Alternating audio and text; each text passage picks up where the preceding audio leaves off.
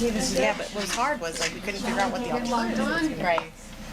And then when we did our family, it was kind of like almost kind of erasing. Yeah. So that was hard. Nothing is locked this time. Why? It says diligent. It says diligent. It says above when you log in. On the flip side, I didn't even help with the ancestry project. I told my mom, I was like, that's all you at. I can My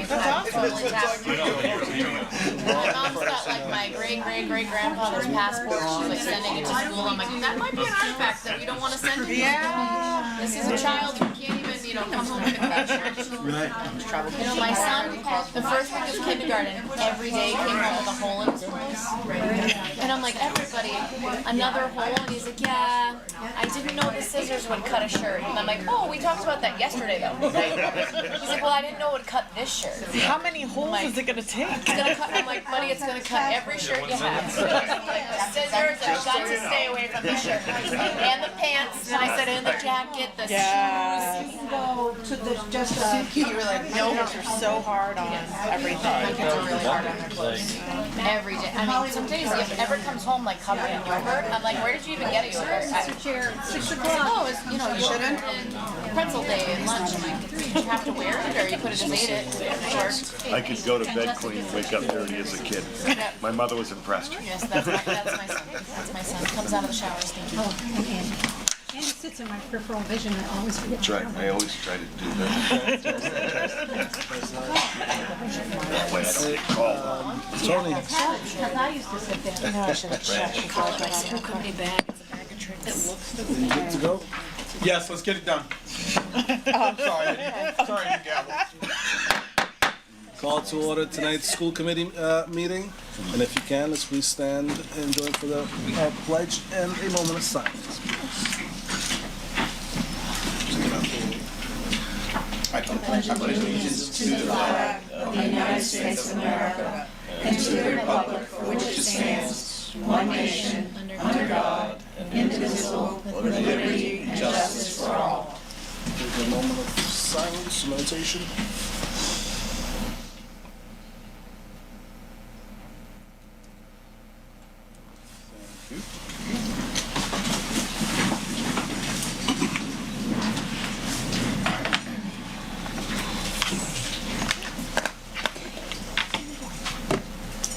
Alright, we will move on to item number 2, Student Representatives Report, Ms. Laura McPherson.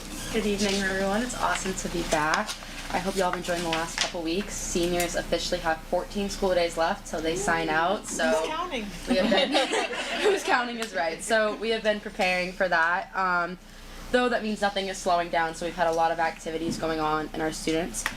For sports-wise, their spring sports are actually wrapping up. A lot of senior nights have been hosted. Lacrosse had theirs the past week. The boys lacrosse is tomorrow. Track had theirs. So that's all happening. And also our step team is having their recital Sisterhood.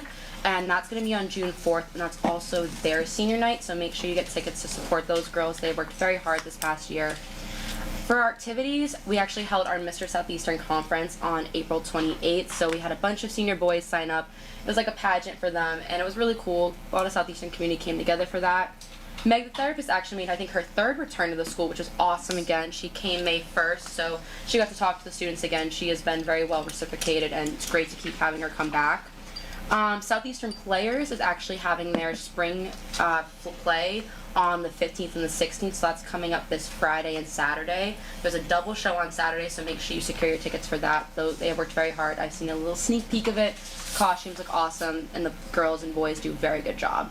For their seniors, their senior prom will be the 27th, so that's also coming up very fast. So our students have gotten their dismissal forms, their dresses, and everything. Safety, all that has been happening. And my category, Skills USA, we actually had our state conference April 30th to May 2nd. So a lot of our students placed first there. We have some kids going to nationals. We had a lot of 2nd and 3rd place, and overall the kids did an amazing job. We also want to extend a thank you to the teachers who have mentored them these past couple months. They would have been students would not be able to get anywhere without the teachers and their leadership as well. So we'd like to extend our gratitude for that. On our academic side, this past week and this week, we've also had our College Board AP testing. So students have worked all year long in these classes, and they're showing their knowledge this week with the College Board, and so we're very proud of them for that. hour-long test. So good job to them. And also our underclassmen and our juniors have had their NOCTI testing, so they had their spring session to kind of show the difference of what they knew in the beginning of the year and where they're at now. So again, thank you to our teachers for helping them get there. And then just kind of some school-wide highlights. We had our Southeastern Smiles held this past week. That was in support of mental health. So all of our legal kids took a step up and helped running that. Lily Rose also was a big front for that. And also with her, she was our representative for Student Government Day at the State House. So she did a very phenomenal job. I got to talk to her about it, saw pictures, and she did a very good job representing us. Due Enrollment Awards Night will be held on the 18th. So these are the students who have actually been at Massasoit the past 2 years, getting their college degree, and so we are very proud of them. That's, again, no easy task, and so we'll be celebrating them on the 18th. And Senior Awards Night will actually be held on the 21st to celebrate our seniors with those great accomplishments, invite only, so our invites for that have been sent out. Also with our awards, our Seal by Literacy students who achieved that, they had their award ceremony to show that they're fluent in both English and another language, and we're very proud of them. Again, that's not easy at all, knowing 2 languages. A lot of students speak them at home, so it was great for students to show their knowledge in having 2 of those languages. For our underclassmen, they actually held their underclassmen dance on May 8th, so that was last Friday, so that went very well. They were very excited. They don't get prom yet, but something for them to look forward for. Give them a little taste of it. And actually today, our students who are going straight into the workforce out of high school had their signing day today, so we are very proud of that. Companies and students got to come, and the students got to do their little signing day to say that they are going into the field after high school. And then, talking about after high school, our senior cookout will be May 22nd. And that kind of concludes the end of April and a lot of May. We have a lot going on, so keep your eyes out for tickets. And it's wrapping up, but we're almost there. We're almost at the end of the year. June is very much around the corner. So that is kind of what's been happening. Thank you. Does anyone have any questions for Representative McPherson? No. Okay. There's a request to move item 7. Can we move audience first with our Oh, prepared speech sorry, student? yes. Sorry. I would like to invite our Skills USA advisor and culinary arts teacher, a baking teacher, Leah Doolin, to please introduce our student. Good evening, everyone. Good evening. Thank you for having us. So it is my pleasure to introduce Miss Ann Kiara Sandin, who is our 2nd-year gold medalist in prepared speech at Skills USA, heading off to nationals again. And she wanted to give her speech to you guys this evening. Awesome, thank you.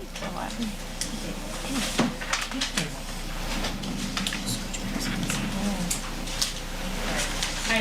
Hello. So I'll be giving my speech that I gave for the state conference. Every champion needs a purpose, a destination to run to, a goal to aim for, a vision of who and what they can and will someday become. At face value, the phrase champion your future may sound like this distant finish line down the road, a version of yourself that you meet someday. But when you take the time to really reflect on what these words mean, that vision sharpens into focus, becoming a clear picture of everything you want to be and everything you want to grow into. Thinking the right thoughts, dreaming the right dreams, and most importantly, taking the right steps to make it all real. But the truth is, those steps aren't always as clear as we want them to be. For many people, the journey towards their future doesn't start with confidence. It starts with uncertainty. Uncertainty about who we are, what we're good at, and sometimes whether we're even capable of reaching the goals that we set for ourselves. And all of it can turn into something even heavier and more daunting. Pressure. The pressure to succeed, to meet expectations, and prove to others and ourselves that the future we desire is possible. As a student athlete, I've experienced it firsthand. Teachers expect you to succeed academically, while coaches expect you to perform, and teammates begin to depend on you. Now, don't get me wrong, early on I knew that I had to take the time to build a foundation for a life by finding the personal and professional pillars that would support my growth and allow me to fulfill those same thoughts, steps, and dreams. And at the time, I felt like I was doing a good job at that. Like many students entering high school, I knew I had goals. I knew I wanted to succeed. But knowing you want success and knowing how to reach it are two very different things. And as expectations grew, every setback felt like I was failing and falling behind the future that I was trying to build. So for a long time, I thought championing my future meant meeting every single one of my goals while balancing everyone else's expectations. I continued to yearn for the answers to the question as to how I'm gonna become the person I want to be, and more importantly, who is that person? I had to start forcing myself to ask the harder questions, away from what I want, but what sacrifices am I willing to make, and what steps will I need to take today to build the life that I envision tomorrow. When I took time to reflect, I realized the answers to my questions were always there. Through every competition, every practice, and every challenge, I was already developing the qualities I needed. Through self-motivation, dedication, and resiliency to get comfortable with the uncomfortable. And it was through navigating that pressure that I started to realize something important about my own journey. Growth isn't comfortable. Resilience isn't automatic. And purpose isn't just found. It's created by what you decide is worth pushing through. That mindset carried on to the very moment I was first exposed to Skills USA.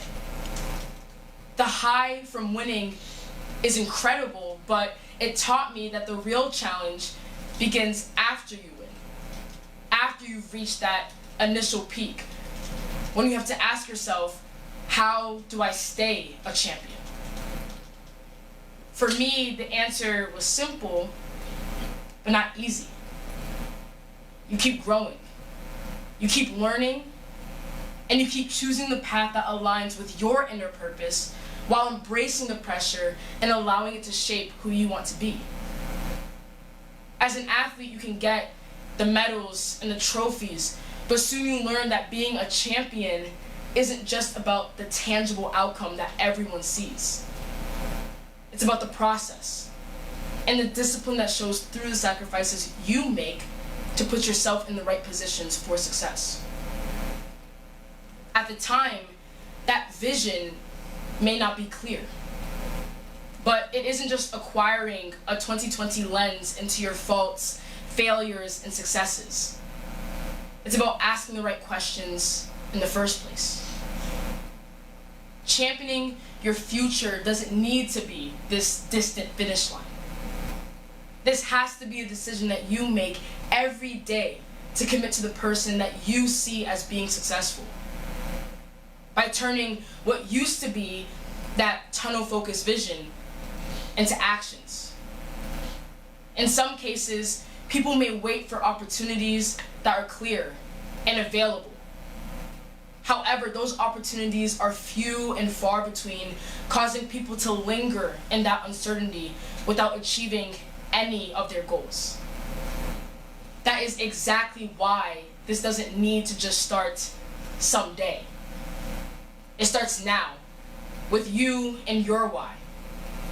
Because every champion needs a purpose, and once you discover yours, the future you once imagined will no longer feel so distant.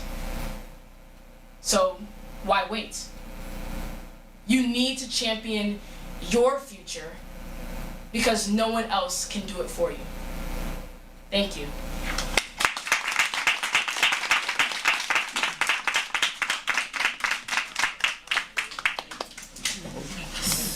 So Ann Chiara's prepared speech is a speech that she writes herself, and the theme this year was Champion Your Future. So she had to have her speech written and memorized in order to perform in front of the judges at the conference.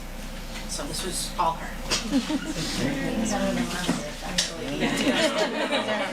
Quite amazing. Thank you. Mr. Chair, I'd like to ask the committee to take 7B out of order, which is the Skills USA National Conference. And I would like, Chef Doolin, could you just talk a little bit about who we're sending to the national conference this year? So our national conference again this year is going to be in Atlanta, Georgia.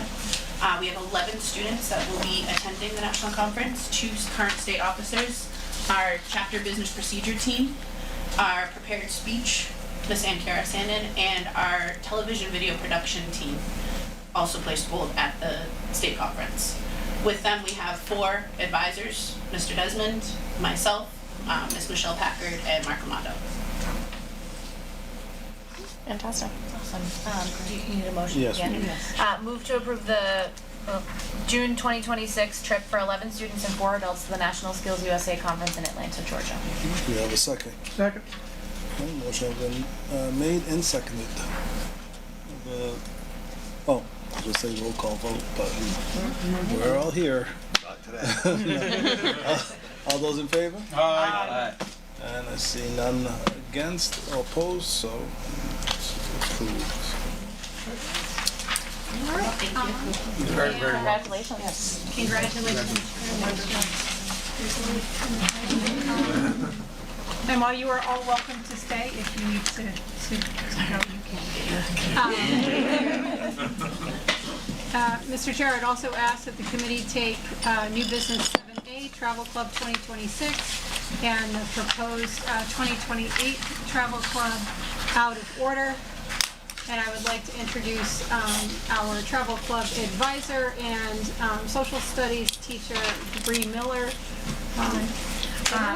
We had a great trip, 12 days across 5 countries. It was a lot, it was long, but we had a really, really good time. But really, who you want to hear from is not me. Jasmine Abrico is here, Lauren McPherson is here, and Lee DeCosta is actually on his way from rehearsal over at the theater, if he gets here in time. But they have some memories and things to share with you guys. Good evening, everyone. My name is Jasmine. I'm a senior at Southeastern. I have been part of the early college high school program, and I'm on co-op as well. So I was really surprised to be even considered for the scholarship position, considering how little I'm in the building now. But I was very thankful for that, and I wanted to show my gratitude to all of you.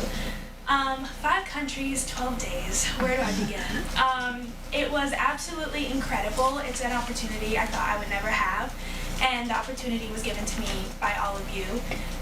So that was fantastic. We started in London, and it was amazing because I'm a history nerd. So being in London and seeing the Palace of Buckingham and the double-decker buses that you only see in the movies, and it was like, oh my gosh, I'm actually here. The plane ride was long and torturous, but we tried to nap as much as we could. Some of us knocked out, others did not. So there was a mix in energy when we first got there. Some of us were like, oh my gosh, we're in London. Others were like, oh my god, can we go to the hotel? But it was really fun. We started the day on a roll. We just started seeing a bunch of places, feeling out the kind of vibes that were there and everything of the sort. London was incredible.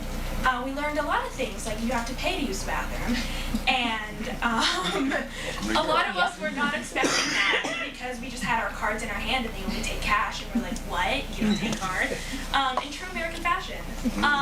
In Paris, there was a little bit of a culture shock. We didn't expect it to be as different as it was in London, considering they're so close together. Paris was incredible. The croissants to die for. Waking up and seeing the Eiffel Tower every morning outside the hotel room was it made my eyes water. I was like, oh my gosh, I'm actually here. And every day I would just send a picture to my mom, like, Mom, look where I am right now. It was amazing. The pasta was also really good. I can't even lie. I was like expecting Italy to take that, but the pasta was really good in France as well. It was super fun. We got to go on a boat ride on the Seine, and it was like the lights were magical at night. There were like little flower boutique shops, and like you would just buy flowers on your way to work, and it was great. And everyone walks, and some of them were kind of rude because they're like, ugh, tourists and Patty, you know. But it was like, all in all, everyone was really welcoming. The chaperones did a really good job of getting us to point A to point B, considering our amazing tour guide, Jo. She will forever be in our hearts. She had a good mix of letting us do our own thing while also keeping everyone structured and being like, okay, we have to go to this place because that's what we had on the schedule. So we all it was a joint experience between all of us. All of us were together. It was a group experience, but we each had our own individual little tasks that made it our own trip. So that was really nice as well, because some people were into the group travel and group activities. Some of us were not. So it was really nice that we had the option to do our own thing as well. Switzerland was after France, and it was by far my favorite. The mountains were gorgeous. It was fantastic. I loved it so much. Seeing all the cows while we were driving by was really cute. Everyone sleeps on the train all the time. Wherever you can get sleep, you're getting sleep, because we don't have a lot of time to do that. By the time we got to the hotel and everyone, got settled in for the night, it was already 10 p.m. almost every single night. So we were just trying to find a way to get rest while also having fun, experiencing things, and not letting anything hold us back. Because for the reality for a lot of us is we're not sure when we're ever going to be able to have an opportunity like that again. Speaking for myself, I never thought that I would ever be in Europe, but I was, and now I'm like, oh, I gotta go back. I need to get a good job because every year I'm gonna be there. It was amazing. Italy, oh my gosh, being in Venice was just like a surreal experience. I have a lot of family that are Italian, and being there was just like, why did we ever leave? I don't understand, but it was so beautiful. The lights, the people, the culture, and it was just amazing because you saw people from all over the world in these places, but it still was so uniquely that place, and nothing could ever influence them to be different. And it was just amazing. We took the ferry rides onto Venice because we stayed an island outside of Venice, and we got to go on the gondolas and everything through the rivers, and we went through the little alleys to get to I felt like I was in a story of Edgar Allan Poe, through the most what's it called? Amontillado? Yes. Yeah, that. And it was just amazing. Rome is amazing. The Colosseum is there. The Vatican, hello. It's so amazing, and everything is in gold. Everything is gold. And I'm like, how did that must have cost a fortune, because we can never. We like our glass buildings and our more modern structures and everything. It was just so amazing. And I shed a couple tears personally. I know that a lot of other students did too, because it was just this very important part of being in high school. I think that's something we're always going to remember, especially for the senior students leaving this year. A lot of us, including myself, I never got involved in certain activities because I just never really felt fit in anywhere. But this trip did such an amazing job of letting everyone come together, no matter what class you're in, or grade, or shop, or whatever. We were all just one big family, and we had all these dinners together, and conversations, and laughs, and jokes. And I reconnected with people that I haven't reconnected with since my freshman year. So going out of high school into the real world, knowing that I have people that I can talk to now on a regular basis, and that we're all kind of in the same wavelength, really opened my eyes to how important those relationships in freshman year are now to this day. So I'm just really grateful for the opportunity, and thank you for hearing me out. It's amazing.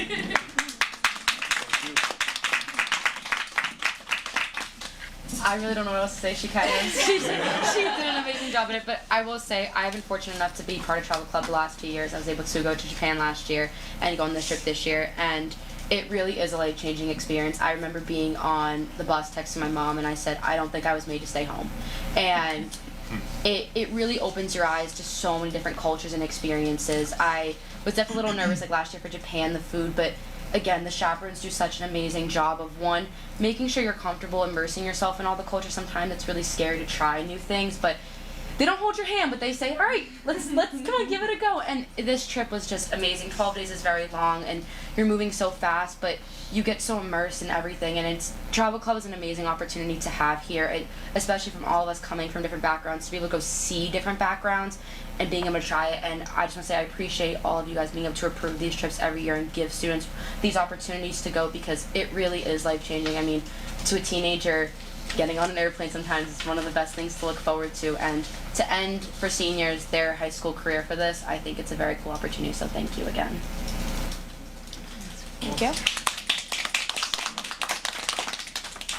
So next, Mr. Chair, I would like to, I don't know if Bree has some additional comments on the trip, but then she's also going to present the proposal for the 2028 trip. Yes. If Lee shows up while I'm talking, I'll let him jump in. Yeah. He was excited to talk tonight. They must be running late. Yeah, we had a fantastic trip. The kids were wonderful. The chaperones were fantastic. I couldn't ask for better people to be my right and left hand men on those types of trips. But the 2028 trip in January, I compiled a list of countries for the current freshmen and sophomores to vote. Freshmen and sophomores, right?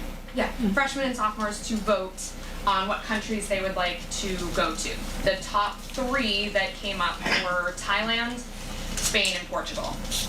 So then I had them vote again because they were very, very close. And there were a couple of itineraries that put Spain and Portugal together, and then a couple of Thailand itineraries. And so there was a final vote, and Spain and Portugal won head and shoulders above Thailand, which I'm a little glad for. I was not ready for another 17-hour flight. Anyway, so Spain and Portugal won it out. I'm excited because we haven't done Spain and Portugal since 2011. And we've never done Madrid. So Madrid is going to be a new city for us. But it's a 9-day trip, so we'll leave the Thursday before April vacation like normal. We're back to normal timelines. And so we go from Madrid, where we do, I think we have a picnic dinner in Madrid, but we spend 2 days in Madrid. And then we go to Cordoba and Seville, where we get to do a flamenco lesson. That's a new thing. We haven't done a flamenco lesson yet. And then we go to Évora, and we spend 2 days in Seville. Then we stop in Évora for a day, and then we're in Lisbon for 3 days. And we end our trip there. There's a detailed itinerary that I didn't want to just read to you since it's in your packets. But the total program fee for those who sign up early is $4,941, which puts the cost per month at $224. And that would put the final payment in February 2028. But those who choose not to do the payment plan just have to have the full cost of the trip paid for by the 5th of December 2027. That's any questions?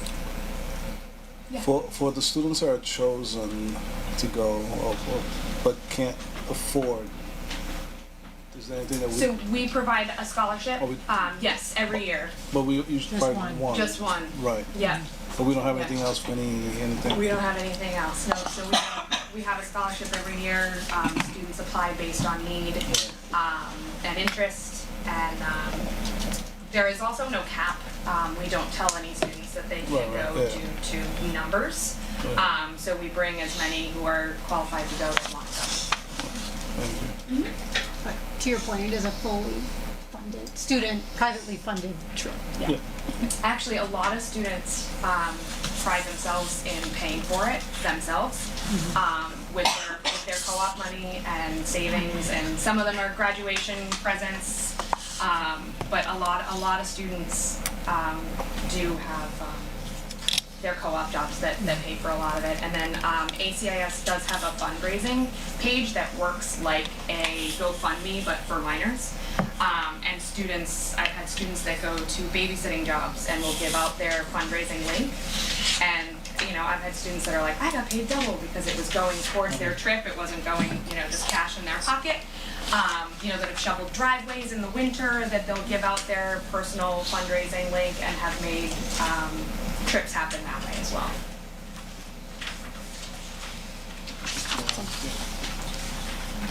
We need a motion for this one.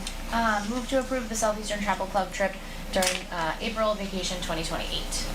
Second. All right, motion has been made and seconded. All those in favor, say aye. Aye. All those against? Thank you so much. Approved.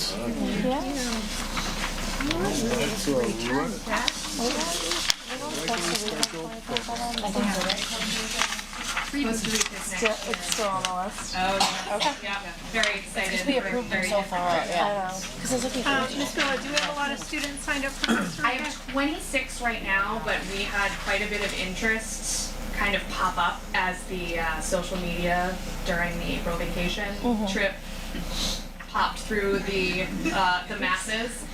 So I've talked to a few parents and a few students that are looking, including this one. She wants to go.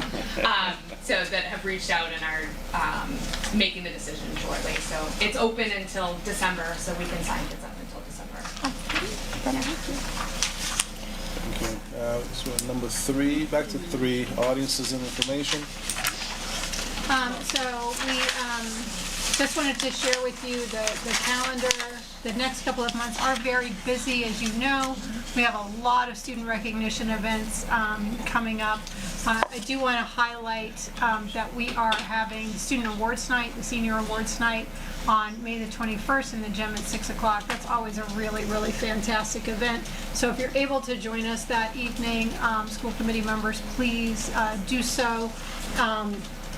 And then, of course, in addition to the high school graduation on the 10th, we have the TI graduation, which this year will be on the football field because we'll already be set up for high school. We're just going to leave the setup, weather permitting. And so the TI graduation, not with the exception of the nurses, will be on the 11th.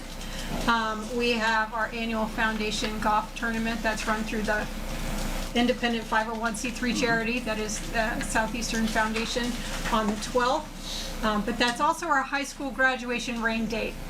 So life conspired against us a little bit this year. So cross all your fingers and toes that the graduation does not have to be postponed. Because that would be a real bummer. That's a very busy day. The TI Practical Nurse graduation is the following week on the 18th. We will close, goodness willing, on the 26th. So there are some articles in here for various and sundry things, but one of the things I wanted to really point out and celebrate is that for the 3rd year in a row, we have participated in Project Playhouse at Bryant University. Every year, it's a cross-program collaboration. So our ad and design students, they take the vision of a small child who has a terminal illness or a serious illness, right? And they sort of talk about what they love. And our advertising and design students take that and create a vision of what their playhouse is going to look like. And then our carpentry students build it, our plumbing students get involved because our playhouses have running water. Our electricity students get involved because they also have electricity. And it's a really, really special event. And so that was rolled out on the campus of Bryant. It's a surprise for the student. And that was rolled out on April the 29th at Bryant University. So it was just fantastic and really proud of our students and our teachers and everyone who comes together to support that project. So, all right. Okay, thank you. Now, consent agenda. We have a motion to take them all. A through J.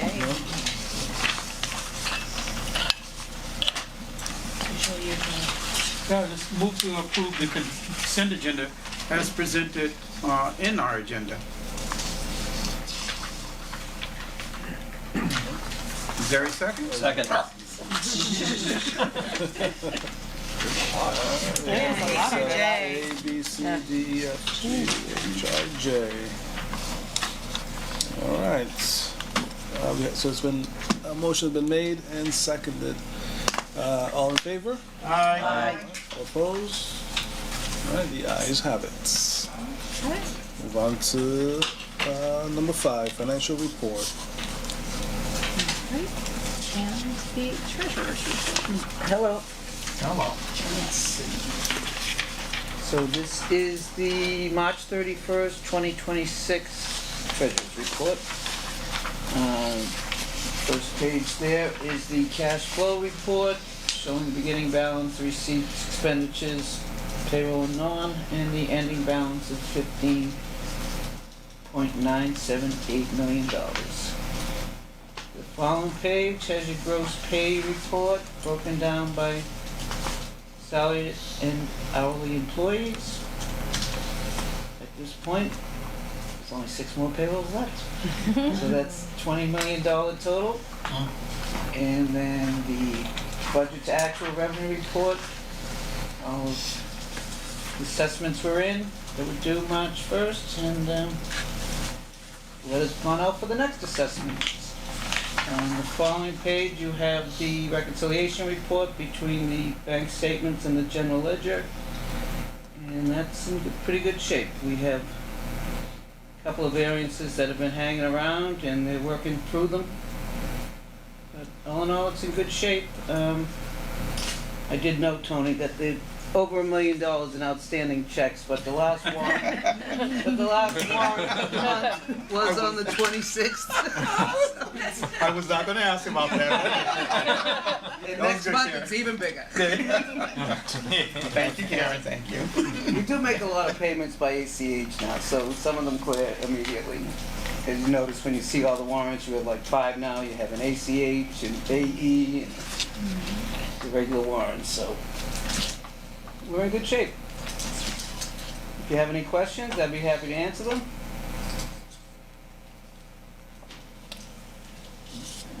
Seeing none, need a motion to accept the treasurer's Motion to, move to accept the treasurer's cash report. Do you have a second? Second. Okay, motion has been made and seconded. All those in favor? Aye. All those against? Nays? All right, so the ayes have it. So for, We can take B, C, and D as one motion if you'd like, Mr. Chair. yeah, that would be. So can we have a motion, please, to accept? Move for ratification of B, C, and D as presented on the agenda. Thank you. Do we Second. have a second? Thank you.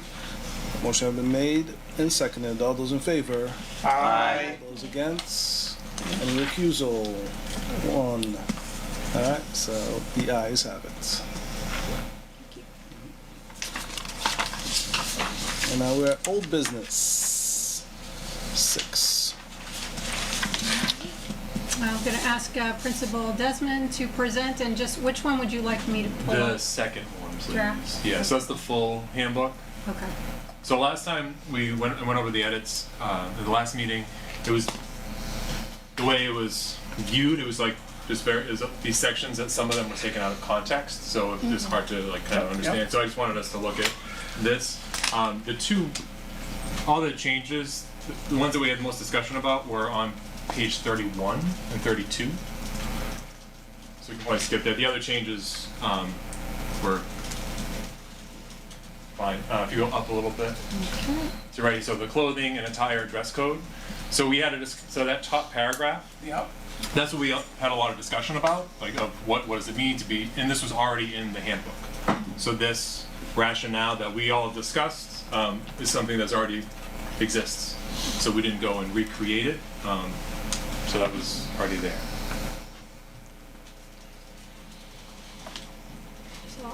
leave that there for a second, because I know just one of the- the questions from the committee was around the why for our Right. dress code. And that's the why. And then it does go into the bullet points of things that do not represent workplace readiness.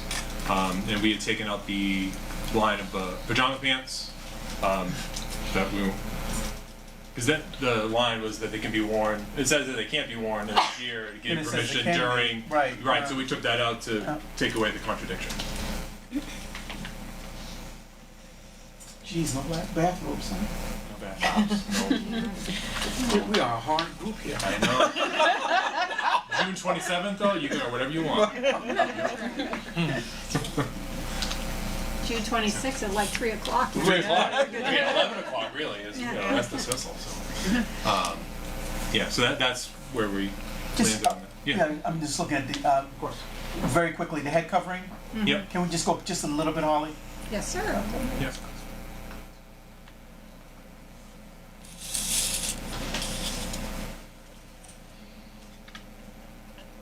That's actually perfect. That was already there? That was already Yes. there, correct. Yeah, So- Dr. Howell and I we talked about it between the last meeting, and we talked about the rationale, and yes, that's exactly that's what's been in the handbook. Look at you doing the right thing the first time.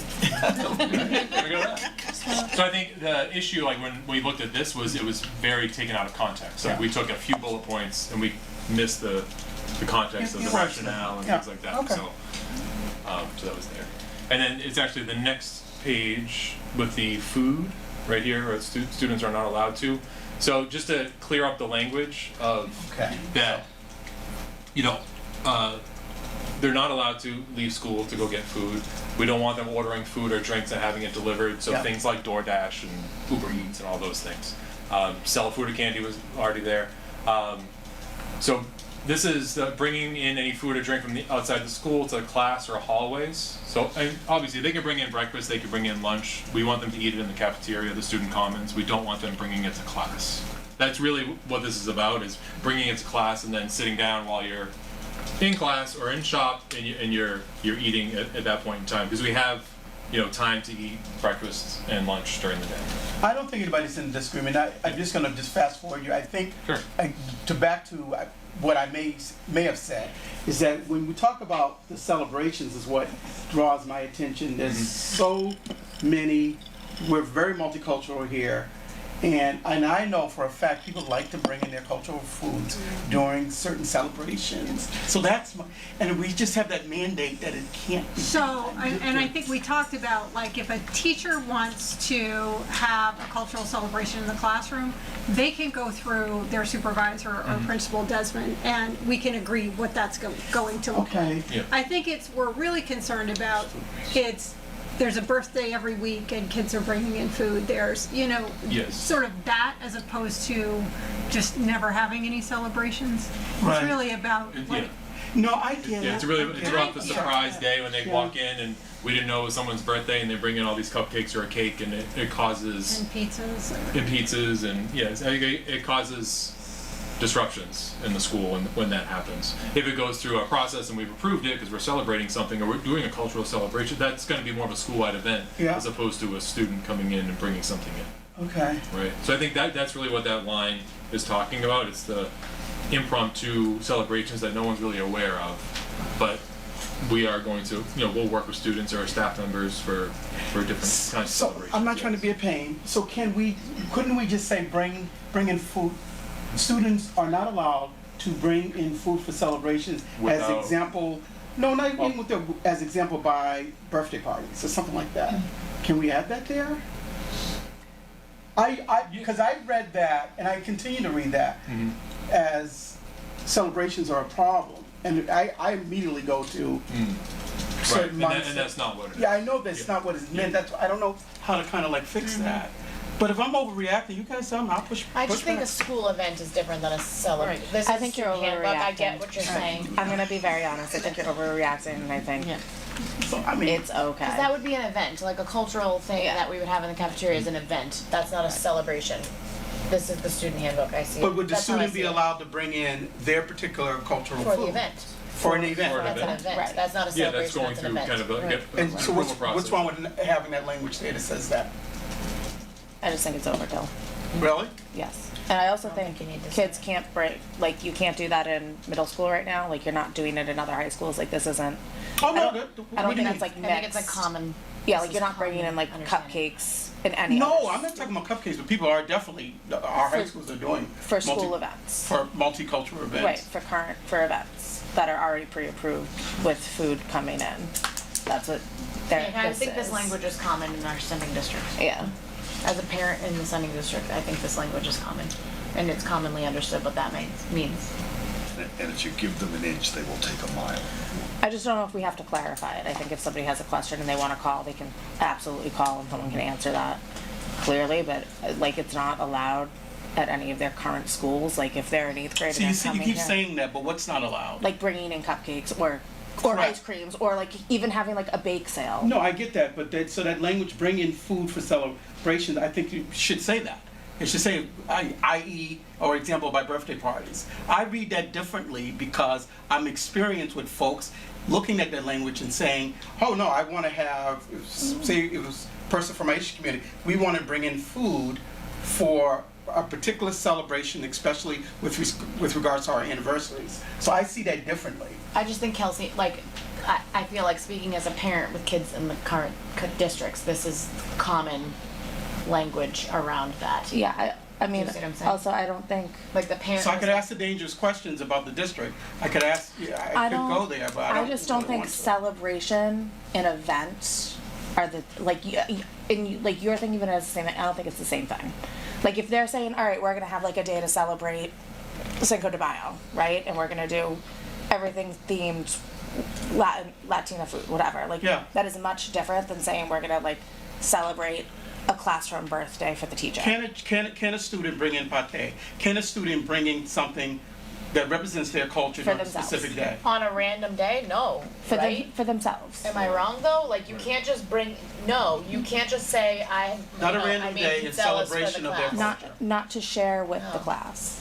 They could bring it in for Students themselves. can't make their own celebrations. This is run by the school administration. That's so not the disruptive. You're talking like that's so disruptive to the day. Like that's the conversation for this language. So like if you want to say like you cannot bring it in for celebrations, like you can bring it in personally for yourself. Like if you want to celebrate Sushi Day, you can bring in Sushi Day for yourself, but you cannot bring in a plate of sushi to share with everybody at your lunch in table. Classrooms and like that's so disruptive. To But the you could school bring process. it to the lunchroom. But you could say I'm celebrating Sushi Day. It comes down to a safety Under the issue. policy, you can't do that.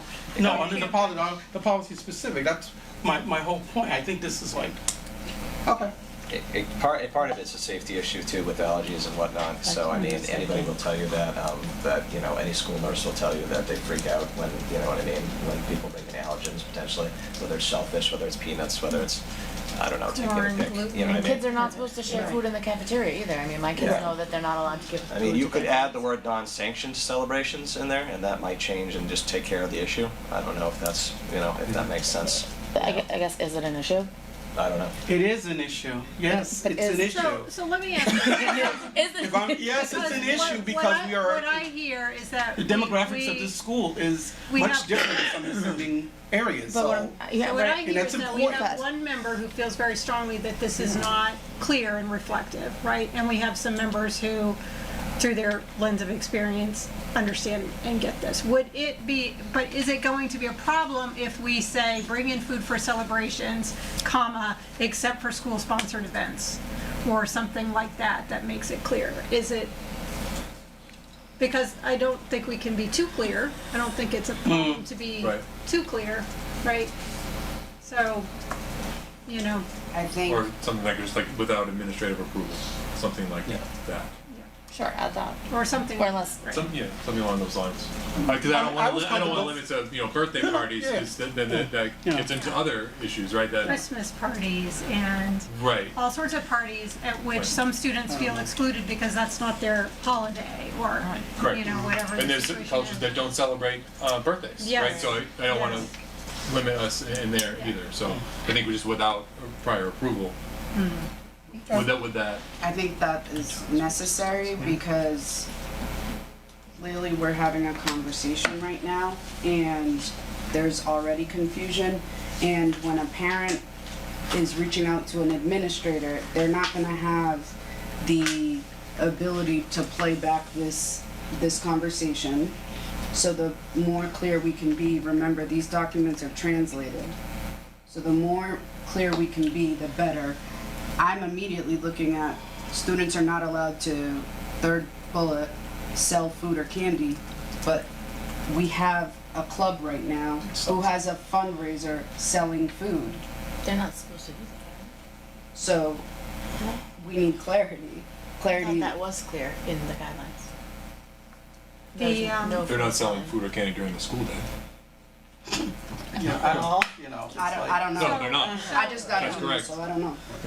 So one of the issues we used to have is students individually, like selling food on their own behalf, like running their own candy store. Yes. Yeah. Which is Correct. different Yeah, like the than an Hilliard's authorized fundraiser to raise Right. money That's for why I'm saying I think a club or that is activity, right? So, yes, but it's a good point that way. So my feeling is similar to Dr. Perez, that if we're all sitting here having this debate, that at least one other parent may read that and not understand it, right? I think You're the committee. I was gonna say, I totally. It's your, you get to decide. But there's just an observation that if we have one person who feels very strongly that it's unclear, that could translate into dozens of parents who To add, if it's a school event, it's different in some language, right? That makes sense. I mean, that absolutely makes sense. I think where I come from is I totally understand what you're saying, Tony, and I get that, and in many ways I can relate, but at the same time, I can't figure out the language to propose to make it better, and that's where I'm really struggling. with. That's what I'm struggling Yeah. with. That's exactly. Because if I knew how to fix it, then I'd propose something, but I don't know how to best do that. I don't either. What does it say? Bring in food for celebration? Can you just put a, go ahead. Bring in food, don't bring in food. No, what was provided by Well, but then you can the prove principal it and or bring it Ronnie, I think would work. Yeah, without prior approval? Can you Unsanctioned. put unsanctioned? Unsanctioned. Without prior administrative approval. Yeah. Because it has- Yeah, I mean, I think that would cover it. I mean, correct me, and please correct me if I'm wrong, but I'm thinking, like, it's to eliminate the impromptu, right, of just showing up with all these things and no one knew Without about prior it. approval. And that's what that's what causes the issue, right? We are not looking to eliminate celebrations. That's not the intent, right? But yeah, without prior approval. I like the administrative Administrative approval. approval. Because I don't want to put teachers in the position no, I of don't having wanna do to that either. legislate this. Yeah. It's like, because then the teacher can always say, well, I'd let you, but the administration won't. yes, correct. That's a good And thing. they're gonna say, Well, then you also have to think about. I'd like to give teachers an out. I don't want teachers to have to be the bad guy in situations. No, you're Well, and if you use the word like unsanctioned, when you try to translate or interpret Oh, that, no, it you- kind of comes Yeah, I out. don't like You that. can't do that in Creole. Yeah, Oh, no, so That's why I I like think without the the- simpler we can do it, the better. Okay. I can add that line. All right, great. Thank you, thank you, thank you. Everybody. Everybody comes with their different lens, and it's important that we all use it. Is there And then another? that's what we had the discussions about. There were no other things that came up Yeah, last this is time. ready to go. No, wait, hold on, you do need to make a change. Oh, On okay. page 6, it's still listed Bindi as Yes, a that Sharon would be- representative. So if we could please fix that. Oh, thank you. Well, thank you. I would, I can be You know. a Sharon representative. I would just like to help Ronnie. Ronnie's like, no, it's fine, just leave that. Okay, yes, we will fix that. And then that was it. Email really is important. That is important. All right, so can I get a motion? Go ahead, Tony, please. This is the second reading? Yes. Move to approve the second reading of the, what? Which book is this? 2026, 26, 27 high 27. school. The 26-27 handbook, With Hang on. with the changes as presented by school. Can we hold just a Oh, minute? I'm The sorry. chair's asked me to review something. On page 6 again, page 6. You can't open it. Did any Oh, of your okay. attachments work? Oh, you're in there twice. Yeah. Oh, that is right. Okay, we will double the We'll clean that emails. up. yeah, we'll clean that piece up for you. Put a cash on the phone number. Yeah, might as well. Cell phone, that's me. All right, so we go back to our motion, and that is, All right, yes, this is the second He's extra reading. important. Oh, that's Yeah. I was gonna say. Extra important, Jason. Hold on, I was here. Oh, we need a second. We need a second. We need, we- Second. Thank you. Did you roll it down? All right, so motion have been made and seconded. All those in favor? Aye. All those opposed? And the ayes have it. Now we are at 6B, the FY27 budget.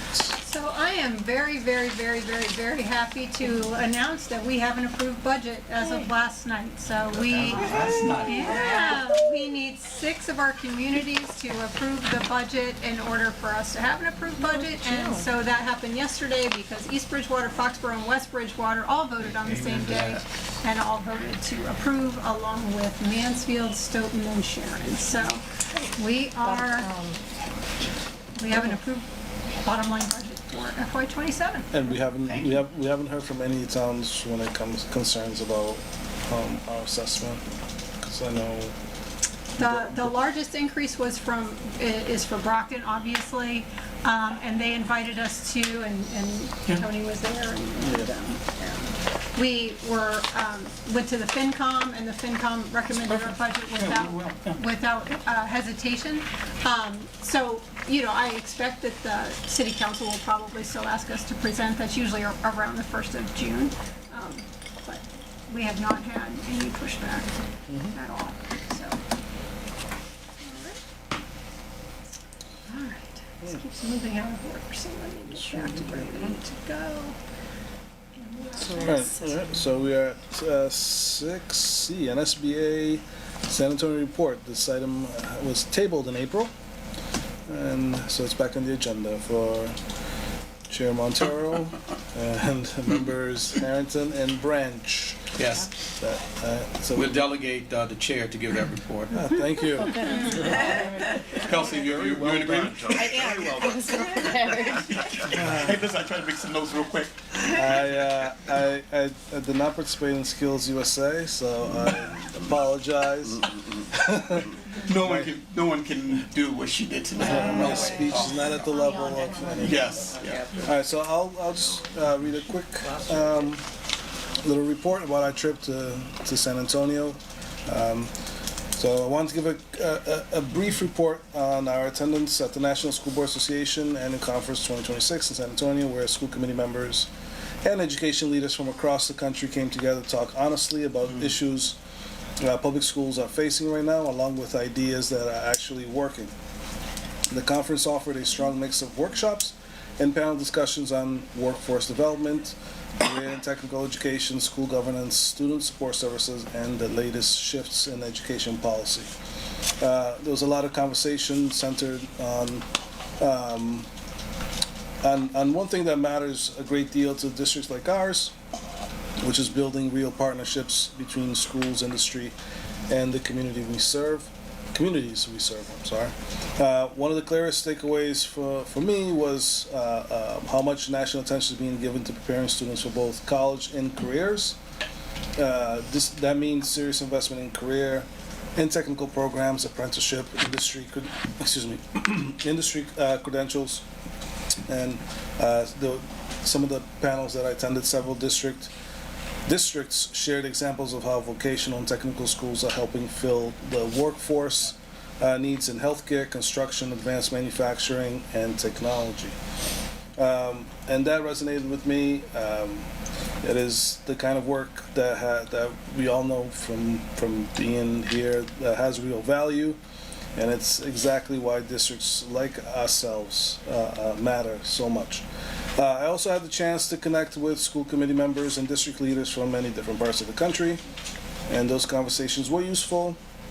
They gave me new ideas, fresh perspectives, and a few practical approaches that I believe can help us as we continue planning for the future.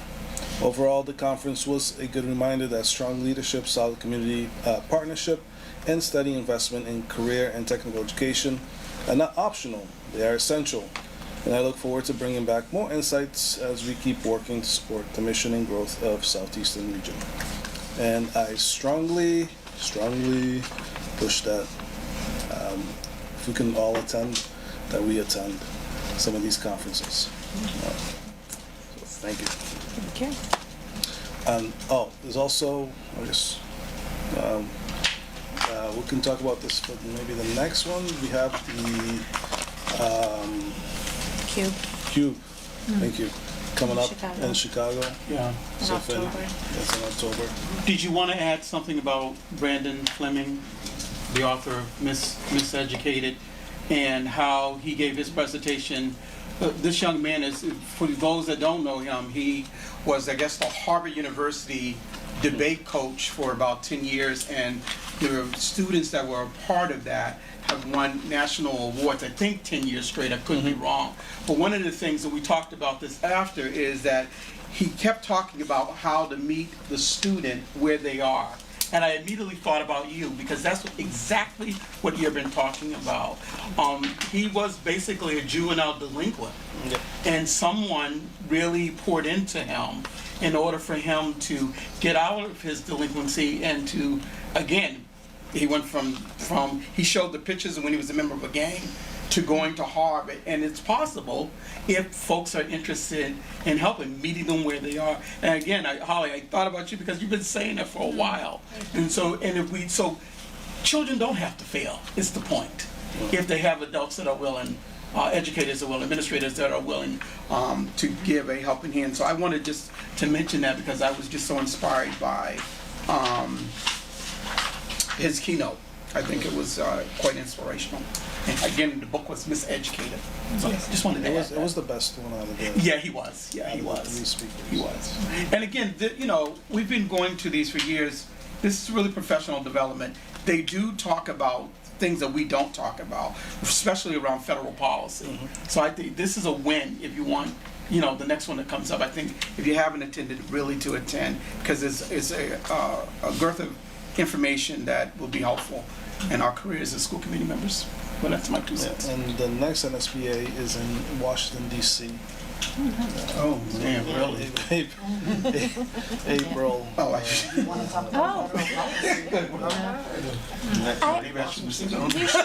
that's what I was thinking. Yeah, I'm in. Cherry blossom season. Nice. Oh, yeah. Road trip. 9-hour drive. That's right, that's nothing. That's nothing. Hold the cold, we're gonna see when we get there. That was, okay, so that was, I don't know if Representative. It was a fantastic experience. I mean, anyone who'd like to go should go. You do learn a lot. Yes. The next time I go back, I'm going with Kelsey. You get to meet a lot of people.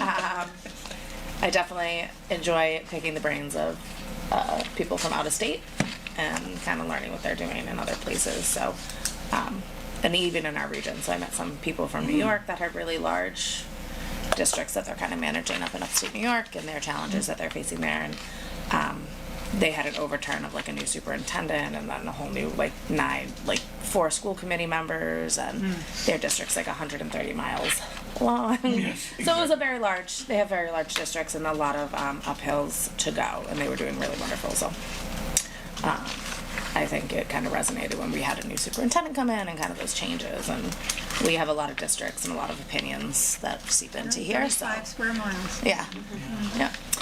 So it was interesting. It was good. It was a good time. Thank you.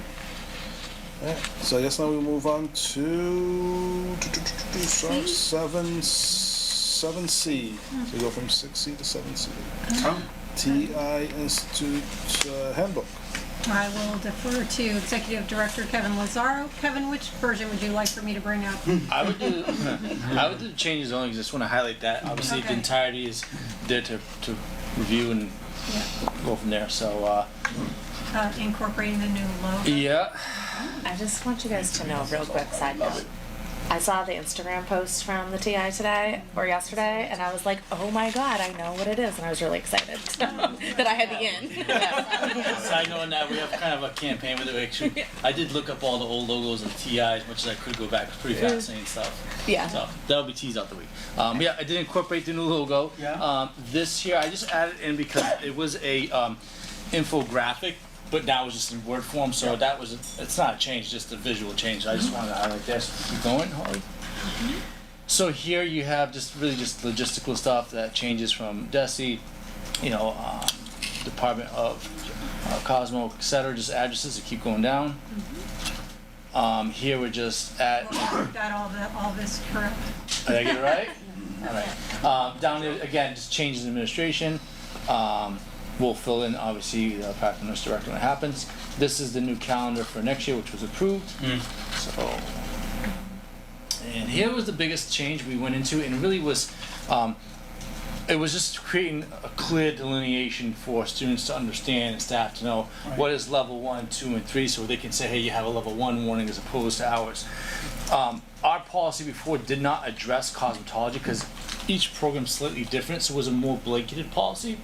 So we had to make it more specific to the cosmetology program because the way they accrue hours and semesters is different than the rest of the program as opposed to just a blanketed statement there.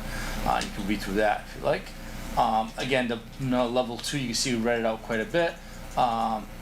It was just too wordy. We didn't feel it. We felt like that was getting a point across very succinctly without having all that extra stuff there, which did cause confusion in situations where I came across.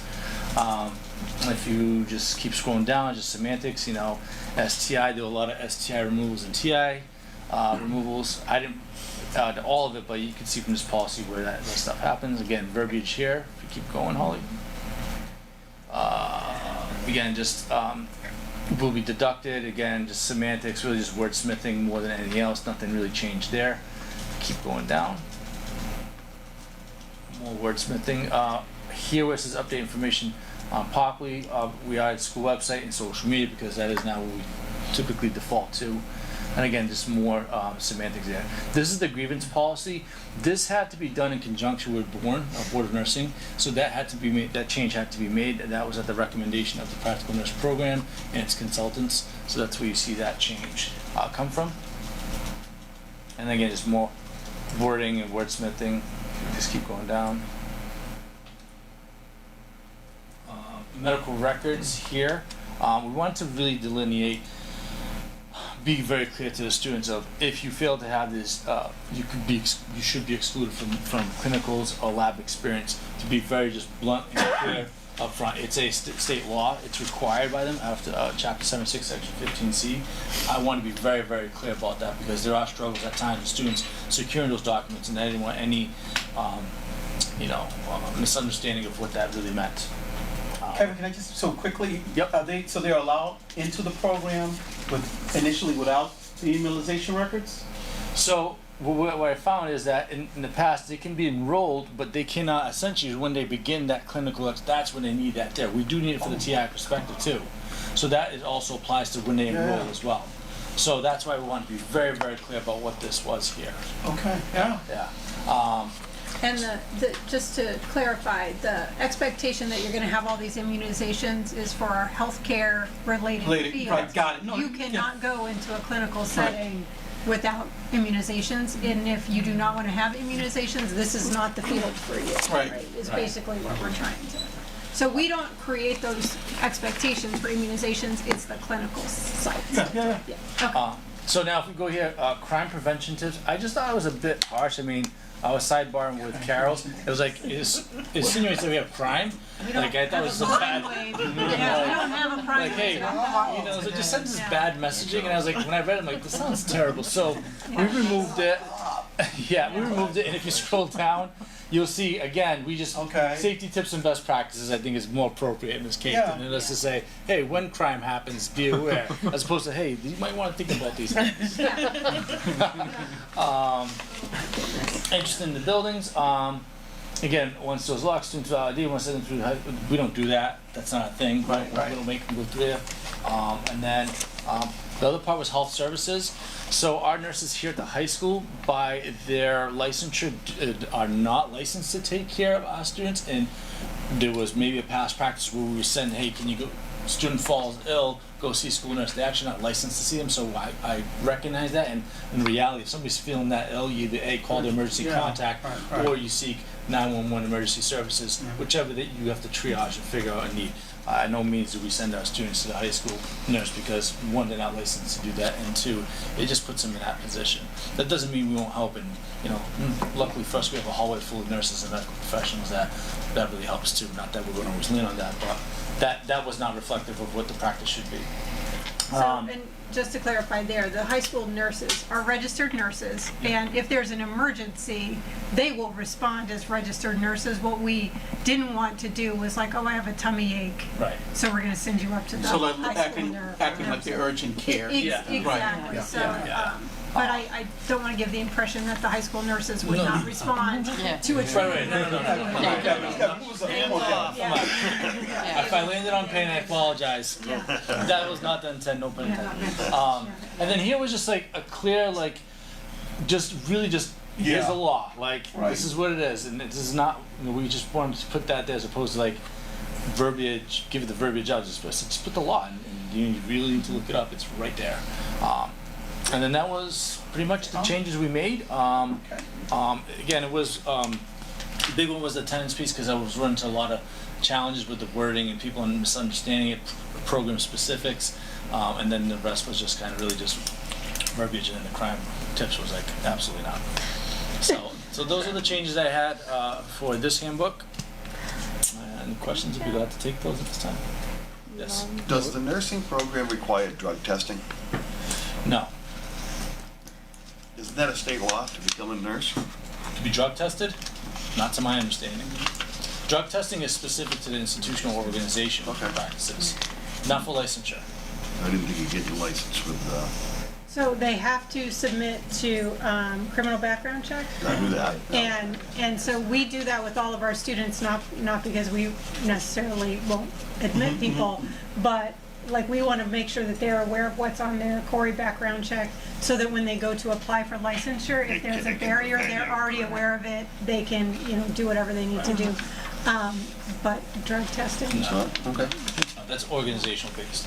But superintendent's absolutely 100% correct for that Corey piece, because we don't educate them and then, hey, the Corey we knew up front. We don't want to be not transparent towards hey, it's probability you want to deal with this challenge here. Do we only do that for health professionals? We do it for everybody. For everyone, okay. Yeah. Everyone who attends the TI is quarried. Yeah. Okay. Because they're on a property with high children. school students. Correct. Okay. That's And then additionally, we want to make sure that we don't take their money for a program and then they get to the end and we're like, oh, you actually, you have a conviction for distributing Class A, narcotics. Well, you're not going to get licensed by the nursing. When there's concern, I will call the student themselves, explain that we're in a Corey. This is just want to make you aware transparently. These are some issues that came about. You might have challenges as it comes to becoming a licensed nurse. Please understand these things. It does not bar you from being a student here, but please be aware of this. Heard. Okay, thank you. Call the motion. Motion to approve the first reading of the 2026-2027 TI student handbook. Second. All right. Motion has been made and seconded. All those in favor? Aye. All those opposed? The ayes have it. Next, we're at 7D, Federation membership. That is correct. So I had a request from the president of the Federation, Mr. Pellegrino, last week, maybe the week before. So we have 2 school psychologists. Our school psychologists are not currently in the union. They are in the teachers' bargaining unit at many school districts, not all school districts. But it's not unusual. We've had a request from the school psychologists, both of them, to become members of the union. There's a process for becoming a member of the union that we could go through, but the reality is because they're already members of teachers' bargaining units in many places, going through that process would be time-consuming and costly for the school district from a legal standpoint. So my recommendation is that the school committee vote to voluntarily accrete, that's the word, ACCRETE, the school psychologists into the union subject to negotiation of terms and conditions, because their working hours and working conditions are different. So by voluntarily accreting, you're not saying that they're going to get all the benefits of a teacher, we still would have to negotiate that separately.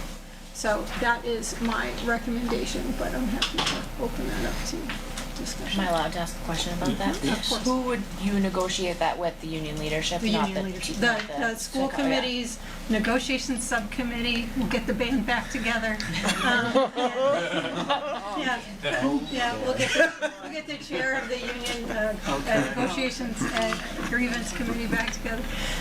And it would be negotiated, just like any other part of the contract. So if we were to say, Mr. Mayor, if we were to say, if we were to do nothing, they would be admitted anyway once we go through that legal process, right? Correct. Correct. So this is really procedural. Because again, we could say, well, no, we don't want to do that, and go through this whole and it's going to happen anyway. thing, and it's going to happen anyway, Right. because they're already members of unions and other of the teachers' bargaining unit and other places. So I do just have a question. So we have historically extended all of the benefits that were negotiated in the contract to non-union federation members. So is this, what benefit would it make for those people? If and I'm just assuming that we're going to continue that trend. You don't know until you negotiate it, right? Yeah. I'm sorry, Okay. I do have a question. Yeah. Is this for, is there membership per person? So if they leave this role and somebody else comes in, are they no, automatically? once you decide that this category of employees is part of the teachers' bargaining unit, then they're always part of the teachers' bargaining unit. Until negotiated Another hours. question. I'm sorry. So I know, like in other schools, there's like a Unit A and Unit B, but this would not do that. Our contract. We would have to negotiate the terms and conditions. Okay, so that- because they work longer hours. Their compensation, although their compensation is benchmarked to the teacher's salary schedule, it's based on a longer term. work week. Yeah. Okay, it's a real full-time position.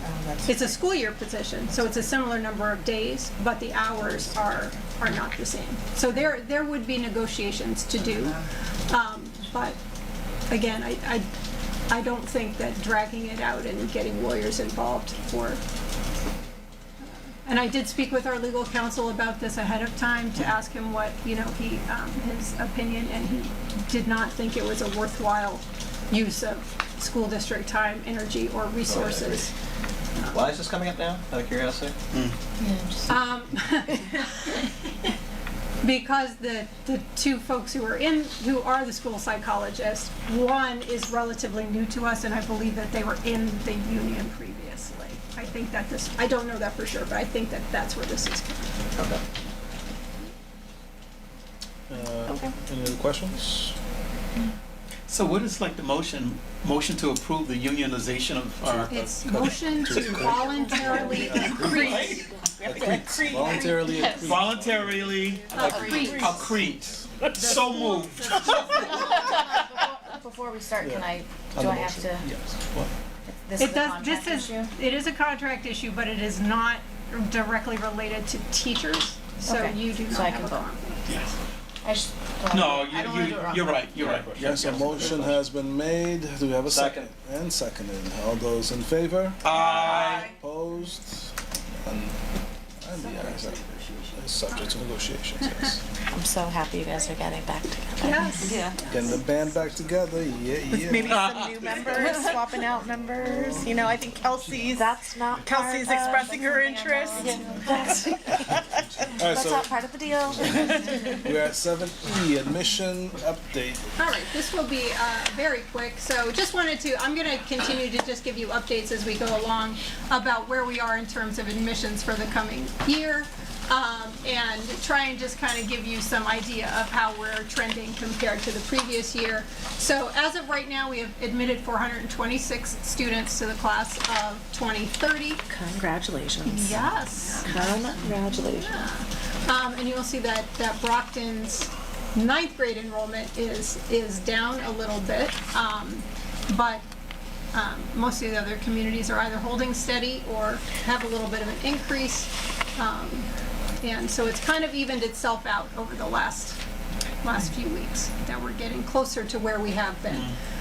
The one thing I do want to sort of point out is these are the seniors who are leaving, and these are the freshmen who will be coming in. Right. So even though Brockton's numbers are down a little bit compared to last year's freshmen, overall they're still going to see an increase. And our jackpot winner amongst the towns is still Norton. With 14 additional. We'll get you the bulletproof vest next year. Listen, I am Wait till October 1st, right, Robin?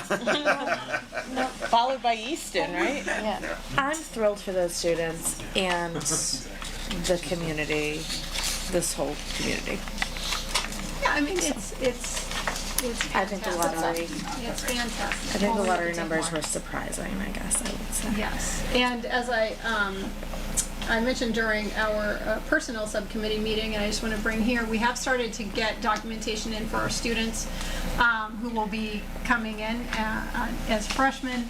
And what we are seeing is there is definitely an uptick in the number of students with special needs, probably to the tune of last year was an unusually low year for us. I do Right. want to sort of put that in perspective. We usually have between 13 and 15% of our incoming freshmen are students with disabilities, and we are looking this year at about 20%.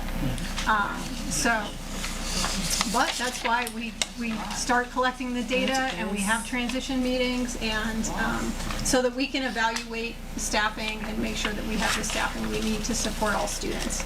So Are we holding at 426 for the time being? we're holding it 426 until we get our Chapter 74 robotics and automation approval, which we hope to have by, well, they're going to come for the inspection in early June. So at sometime after that, they'll let us know. How exciting! We will admit up to 430. I'm gonna come check out the school soon. I have to put all the down. So that is, I do have a couple other notes about admissions. So the Access and Engagement team has reached out to the middle schools and has offered to go out and visit the incoming students in their current middle schools, starting to get to know them, which is a really great opportunity for us to sort of, get to know our students and what they're interested in before they get here. And I mentioned in the personnel meeting that we are going to undertake a wholesale verification of residency for all incoming ninth graders. We have historically assumed that a student who went to a Brockton middle school lives in Brockton, and so we have not really dug into all the residency. But just this year, I know that I've had a fairly, it's not an epidemic, but a large enough number of families saying, hey, I moved to Taunton, or I moved to Bridgewater, or I moved here, and my student still wants to go here. And there's a process for that. I can't just say, sure. They have to apply, the superintendent in the other school district has to agree, and they have to agree to assume responsibility for transportation for that student, right? So far, the superintendents in the other districts have been very accommodating because it's typically students in late junior year or senior year, right? But with students come dollars, and so if a student is a sophomore or something, I can see that a district might say, well, I'd rather have that student and their money. So, and again, we have hundreds and hundreds and hundreds of students on a waiting list, and it's imperative to us to ensure that the students who come here are actually the students who are eligible to be here. That this does not impact the children of faculty who are admitted under appropriate policies. Because we don't claim them, we let the other school district claim them for tuition purposes. And so that's it on admissions. How do you do a resident verification? So there are things that you can ask for. It's like a recent utility bill, a mortgage, a lease agreement. There's a list of acceptable documents for people who may not have some of those documents. Like you can get a landlord affidavit. There are various things that you can accept. And if we run into folks who may have some documentation issues or whatever, we are not looking to identify undocumented residents of our communities, and we will figure that out, how they can demonstrate their residence. Awesome. Thank you. How about, Holly, because I know this has been an issue in Stoughton where we sometimes get people who come in via the commuter rail who do not live in the area. How do you handle somebody who says, well, they actually live with grandma or sleep with grandma and they're totally from outside the area? So we have to rely on the documentation that we have, right? Yeah. And that documentation should have the name of a legal guardian on it, right? If that's not the case and somebody's living with grandma, whatever, then we would need to understand, are you living permanently with your grandmother or are Yeah, you 'cause that's homeless? been Right, so there's an analysis that goes with it. So it's going to be, I think, a pretty, Because I know what they do is they'll actually park a car outside of somebody's house to see if the kid comes out of the house. that's a lot of work. Stoughton does Yeah. that? So interesting. Because when you get certain towns, I know Randolph has a big problem too. People come in on buses from Boston or whatever. Into Randolph? That's interesting too. And Stoughton has the commuter rail and they've gotten people outside. Some nicer schools between Boston and Stoughton. I think we have to see, we don't even know the scale of Yeah. that, right? No, I'm just saying that that's been an issue. Yeah, I guess. And I think that's why you've had a little bit more problem with Stoughton, because they've had the problem in their school. So therefore, they want to make sure that we're not charging them for kids who don't even live in the town. Yeah. Well, and that's, yes, and that's Yeah. part of it also, right, is not only do we need to make sure the kids who are here are actually eligible to be here, Right. but that the towns are only paying for The their people, actual right. residents to come here, so it's, I think it's a heavy lift for the folks who are gonna help manage that documentation, but I think it's important for us to do. I guess I have one more question kind of in regards. So if there's a student choosing to live with the grandparents so they can be in district. Does that fall under legal terms? Like I'm just a little confused. I'm just The wondering. grandparent is not the legal guardian? Yeah, like if the grandparent isn't legal guardian but they're living with the grandparent to be in district, how does that? I'm gonna tell you, I'm gonna let these things play out. I just didn't know if there was. I mean, No comment. I was just really Every once in a interested. while, I have to put my politician hat on and be like, yeah. I think we have to look at individual circumstances and see what's going on. I mean, we do have a large number of students who live with a grandparent, live with an aunt, Right. with a cousin, live with a sister. And we're not trying to put a really heavy document burden on people. It should be something that they have already available. If they're living with an aunt and the aunt is renting out, a bedroom, she can write an affidavit that says they live here and they rent a room from me, right? There are ways to go about it. Every I kid am seems not to have a sitting cell outside phone, people's houses. I'm going to tell you right now. No, I don't want you to do that. I just wasn't sure. Like, yeah, you're right. Like, if there is a kid from Canton living in Easton at their aunt's house, like, how do we? Yeah. Like, how do you verify that? I guess would be my But you question. can't just be living with the grandparents, they have to be the guardians, correct? But that's not the reality for all of us. Right, but you don't have to either. Like, you don't have to live with your guardian. You could be 16 and live with your grandparents. We I'm saying. We will take these cases as they come, and we're going to look, we are going to make sure that our process is fair, that it's equitable, that it's not discriminating against like our immigrant families or our families who may not have documentation, our families who pay cash for things. We recognize that we are going to hit some scenarios that maybe just don't fit a neat little box. And we're going to figure that out. We are not trying to exclude. Oh, good. We are trying to ensure that we have done our due diligence when it comes to residency. There's plenty of guidance on DESE's website. I think it's Stability, the Department of Home. There's also a lot of guidance on the AG's website. It is the same process that you all did when you registered your child for school. It is very dictated by the law. I have plenty of experience and I plan to do exactly what Holly just said, which is not exclude, but make sure that we're supporting our families in getting what they need. All right, so let's move on to graduation updates. Oh, I can't wait. thing keeps bouncing around a little bit. It's okay. It's working a little bit better than the last time. Okay, so earlier this week, was it just yesterday, Deb? Wow. No. They have It was yesterday. Mine? Okay, yeah, mine's on. Yeah, it's half mine.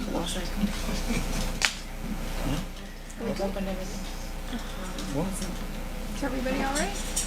Always. Oh, some of our hyperlinks Some don't work and some hyperlinks. do. Do I Tony's just click- asking. Oh, I had that problem the last time, yeah.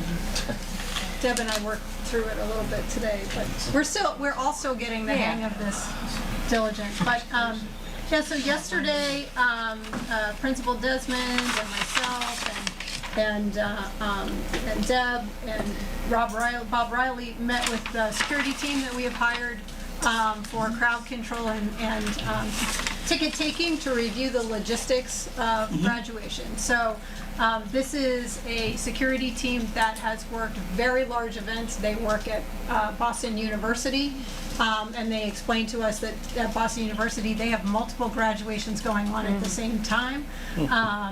So some of the things that we're changing is we're going to have one entry point for folks coming in. It's going to be by the fitness center. So if folks know where the fitness center is. And so we're moving the ticket taking way back away from the field, which we hope will help. We will have security folks there along with our own behavior management staff and at least one administrator. Our teachers and most of our staff will park over on this side. There will be behavior management and security staff here that will allow our teachers with an ID to pass that way, right? So they don't have to walk all the way around the building, but they'll have to have their ID in order to get past that. What's that? If you mess up my train of thought, I'll forget them. We have, I think I shared with you the last time, we are printing our tickets. They are plastic tickets with unique barcodes. And then we are also attaching a tamper-proof, like, hologram sticker. Once that barcode has been scanned, it cannot be scanned again. Excuse me.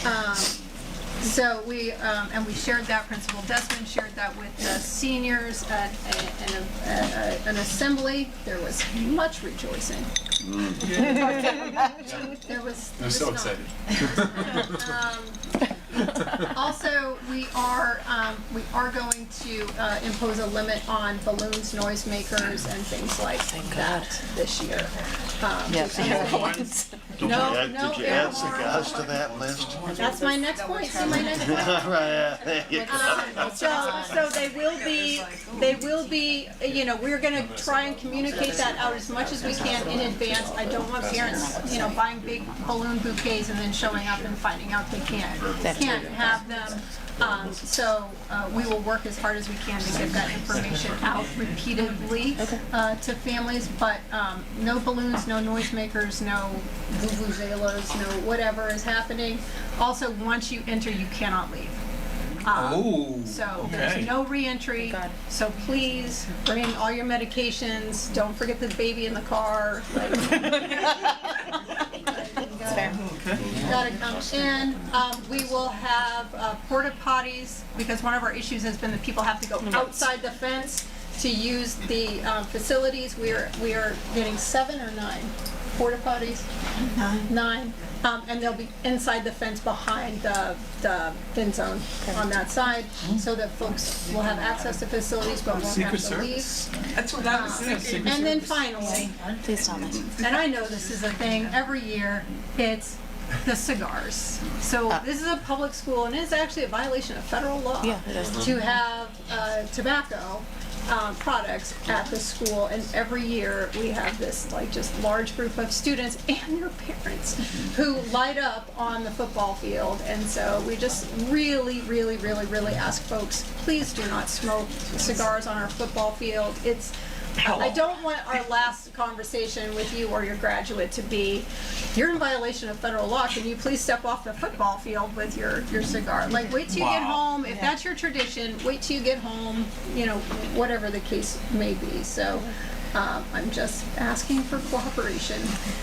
on that one. And then finally, I know last year we had school committee members who have, special relationships with some of our graduates through church or other connections. If you have a graduate who you would like to give a diploma to, and you and the family are in agreement, just let us know, and we will make sure that we mark that for the person who's announcing the graduate. We will make sure that that's there so that you can come up and give your diploma. Okay. All right. And we always allow staff members who have a child or a grandchild or whatever to distribute their diplomas. Will school committee members be allowed to go around the backside as well? Yes. Okay. Yes. We'll take care of it. I know, I normally blend in with the teachers. I have 2 questions. If anyone else wants to go first. Question number 1. Pipe down. All right. If they don't have a ticket, or we have extra people show up like we always do we have an alternative for, instead of them leaving? Like, are we gonna? I know we videoed it before, so we're not gonna broadcast it. We are live streaming it, but we're not live streaming it here. We're not gonna live stream it in the spec. Okay. No.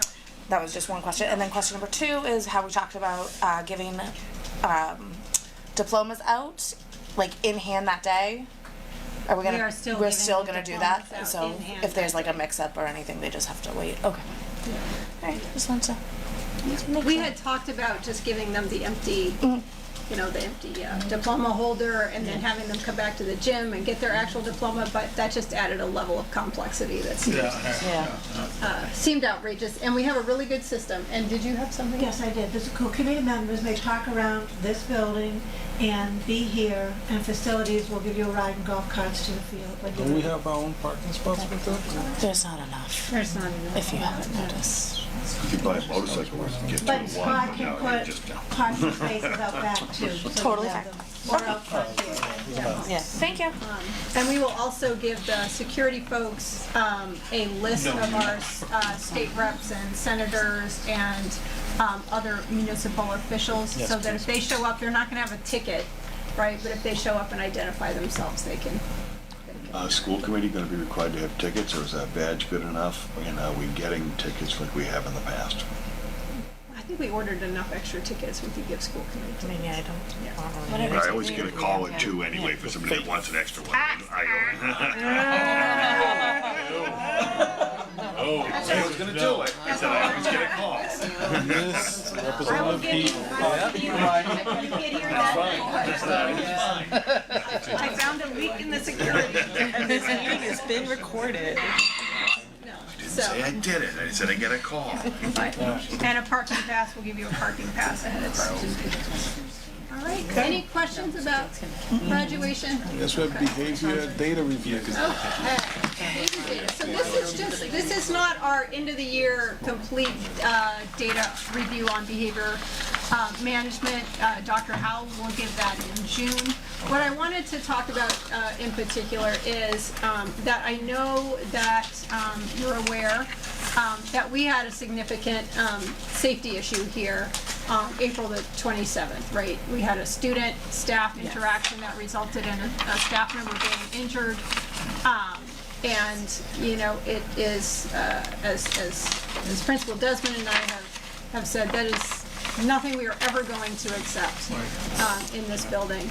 But as a part of sort of that incident, we've had some questions from staff members about, what do we do when we have serious incidents? What's our protocol? What's our process?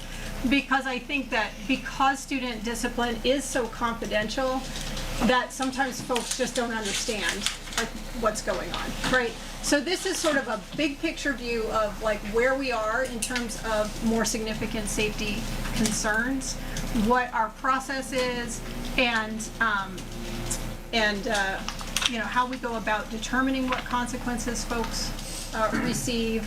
And this is just part of our what's going to be an ongoing process of really communicating and educating and informing our teachers over the next year or so about, so that they understand what's happening when they refer a student for behavior, right? Because we can't always share out the actual consequences. So I pulled this data from our last 3 years. Obviously, any data for this school year is through today. And I want to thank Jeff Tavares, who's our data analyst, who has built these great dashboards for the administrators to be able to go in, and we can see how many referrals for any particular incident, who's being referred, if students are being referred more than once, who they're being referred by, what shop they're from. Like, it's great data, and Dr. Howell will present that in more detail next month. So what we can see is over the last 3 years, as our student population has grown, our referrals have actually come down, right? And a referral is an incident, right? But so there are 543 referrals in 23-24. That included, but that was for 296 students, right? There weren't 543 students, 296 students. In addition, a referral can include more than one incident code, right? So a student might be referred for a fight, let's say, but that referral might also include incident codes for a safety violation, verbal altercation, disruptive behavior, whatever.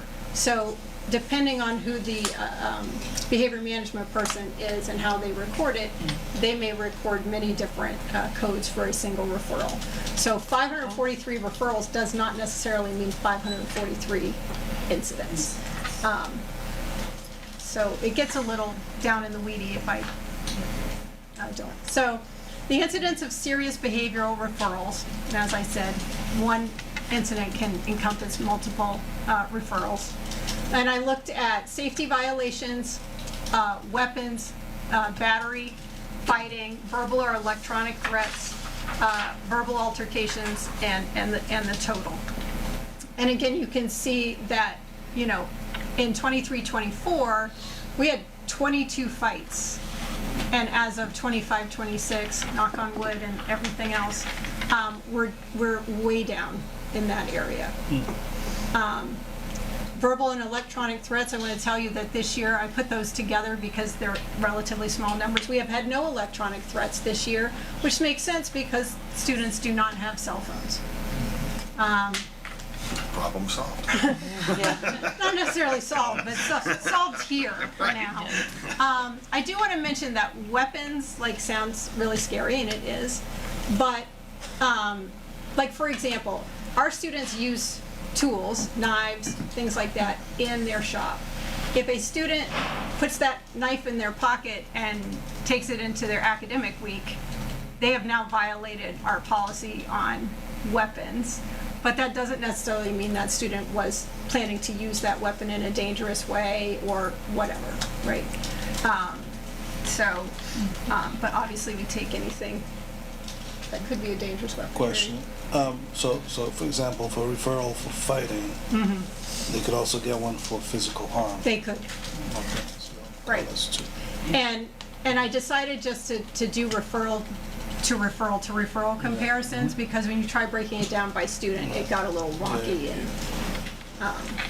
so it could also be a safety violation, right? So, so when we talk about our behavior management, I know we always think about our behavior management specialists. We think about the people who give the consequences, right? And that's true. They're a big part of it. Dr. Howell's team includes 2 hall monitors. When I started as superintendent in 22-23, we had none. So we brought 2 hall monitors back. We have 5 behavior management specialists. And they do both sort of regular behavior management work, but they also will man our in-school suspension. That's another thing we brought back that we hadn't had for a while. Or our reset program, which is an alternative to suspension for some students with specific conduct concerns. I do not want to downplay the importance of our guidance department in behavior management, right? So these are behind the scenes people working very closely with our students. They know what's going on at home. They know if there's trauma at home, if there's food insecurity, whatever is happening with that student, they've got their finger on the pulse. So Lois Miller, our Director of Guidance, oversees 2 of our adjustment counselors and 6 guidance counselors. We also have a multi-tiered systems of support coordinator, who's our attendance monitor, and Lois oversees the student success team. So students who are at risk of failure because of behavior or attendance or whatever is happening, she oversees that team. And then we have Dr. Joanne Boucher, our Director of Special Education, and she oversees 1 adjustment counselor who is assigned specifically to students on IEPs, right? So,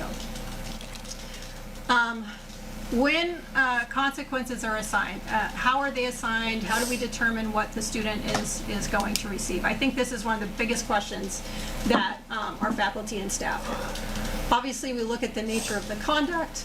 We have to use the applicable state law. We look at the student's prior behavior history, if any, whether or not they have a disability. We do a threat assessment if a student makes a threat, or if their behavior is threatening, right? If they engage in dangerous or threatening behavior.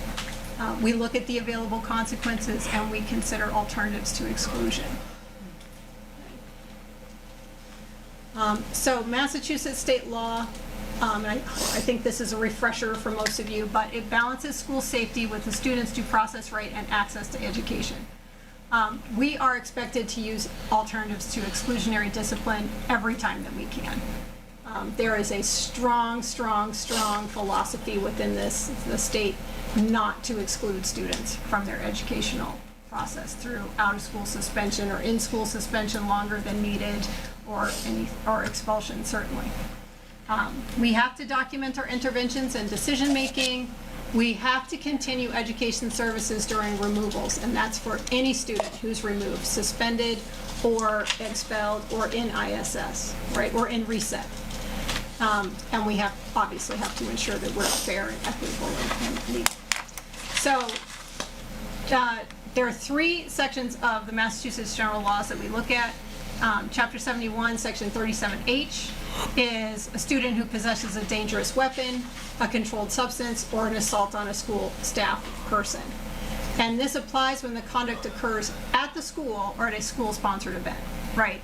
So if a student did one of these things on the travel club trip, right, this 37H would apply because it's a school-sponsored event. If they do this at home with their next-door neighbor or whatever, we can't apply 37H. Consequences may include suspension or expulsion. 37H and a half applies when a student is charged with a felony or is convicted or adjudicated as a juvenile is delinquent for a felony. The principal may suspend or expel if the student's presence would have a substantial detrimental effect on the school. So that's very fact-specific, depending on what the felony is that the student was charged with. Fortunately, this doesn't come up a lot. I think over the last 3 years, we've had, I think, 2 students who were charged with felonies, and some of it was stuff that occurred before they even got to us, and some of it was after they got here, and the principal has followed the appropriate process for that. And that is a felony that occurs here or occurs anywhere, right? And then 37H and 3/4 is all other student conduct. And the school has to prioritize alternatives to suspension before excluding the student. The administrators have to consider re-engagement strategies, restorative practices, alternatives to suspension like our reset program, and there's a limit. You cannot exclude longer than 90 school days in a single school year. And then the role of student disability in determining consequences. So a student with a disability may be disciplined, but there are limits if the student's behavior is determined to be a manifestation of their disability, right? So if a student is going to be suspended for more than 10 consecutive days, or if they've already been suspended like for shorter periods of time that cumulatively are going to result in more than 10 days, you have to convene the team, right? And the team is made up of usually an administrator. For us, it's the director of special ed, a special ed teacher, guidance and adjustment counselors, the school nurse, the academic teacher, and the legal guardians, right? And this is for students on IEPs or 504s, or if the school district should reasonably have known that the student could have a disability, right? So they meet and they go over, you know, the student's IEP, they go over, you know, the student's medical history, they have the academic teacher talk about their experience with the student. There's a lot that goes into that.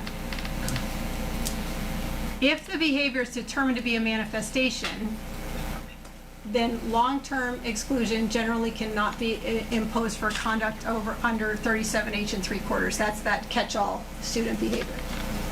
And it cannot exceed 45 days under 37H, which is the assault on the staff member, controlled substance, dangerous weapon, generally. And I say generally because, you know, with everything, there's a legal framework that includes lots of other sort of tools in the toolbox for schools, including whether it's an appropriate public education placement and things like that. So I say generally, but it does, for the most part, if the behavior is a manifestation of the disability, or if the evidence is such that the behavior occurred because the district did not implement the IEP, then you cannot discipline beyond 45 days in a single school year.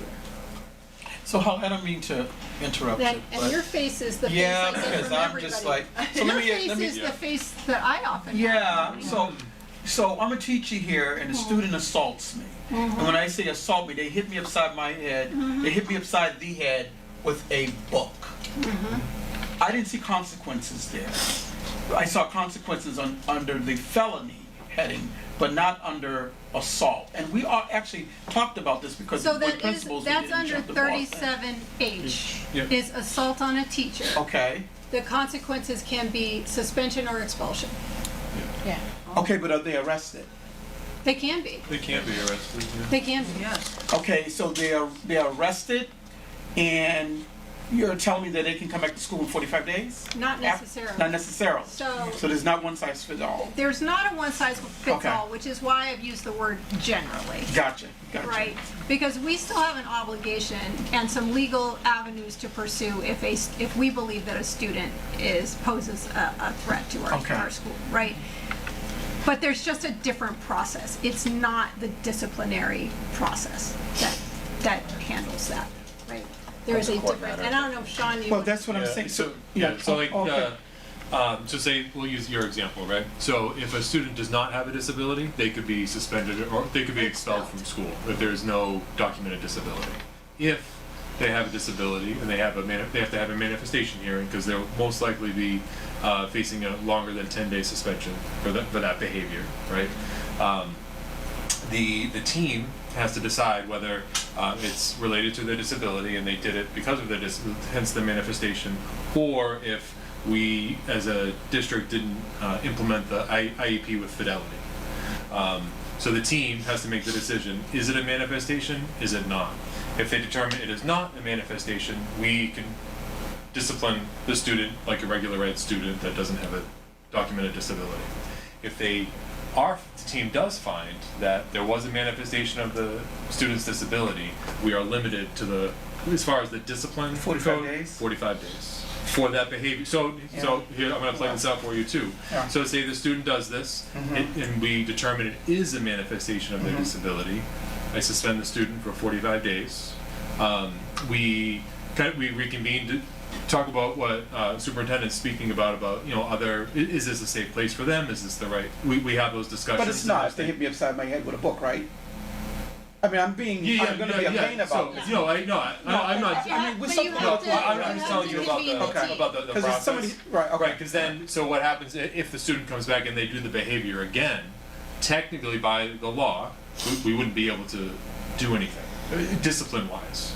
Okay. Which is why we have these other avenues to make sure that those things aren't. But it's just other things that we need to explore to make sure we're doing the right thing for the student, because they're still entitled to an education, right? So we have to make sure that Don't have a problem with that. Right. So we have to make Have sure a that. problem with the book being hit upside the head. Oh, agreed. We're in agreement. We all have We a are all problem in with agreement this. with that. That is not okay. It's So not can you all give me an example professionally, because I guess I'm a little ignorant in this stuff here. So professionally speaking, give me an example that I may have a manifestation that will cause me to hit somebody upside the head. And that's not an assault in this Commonwealth.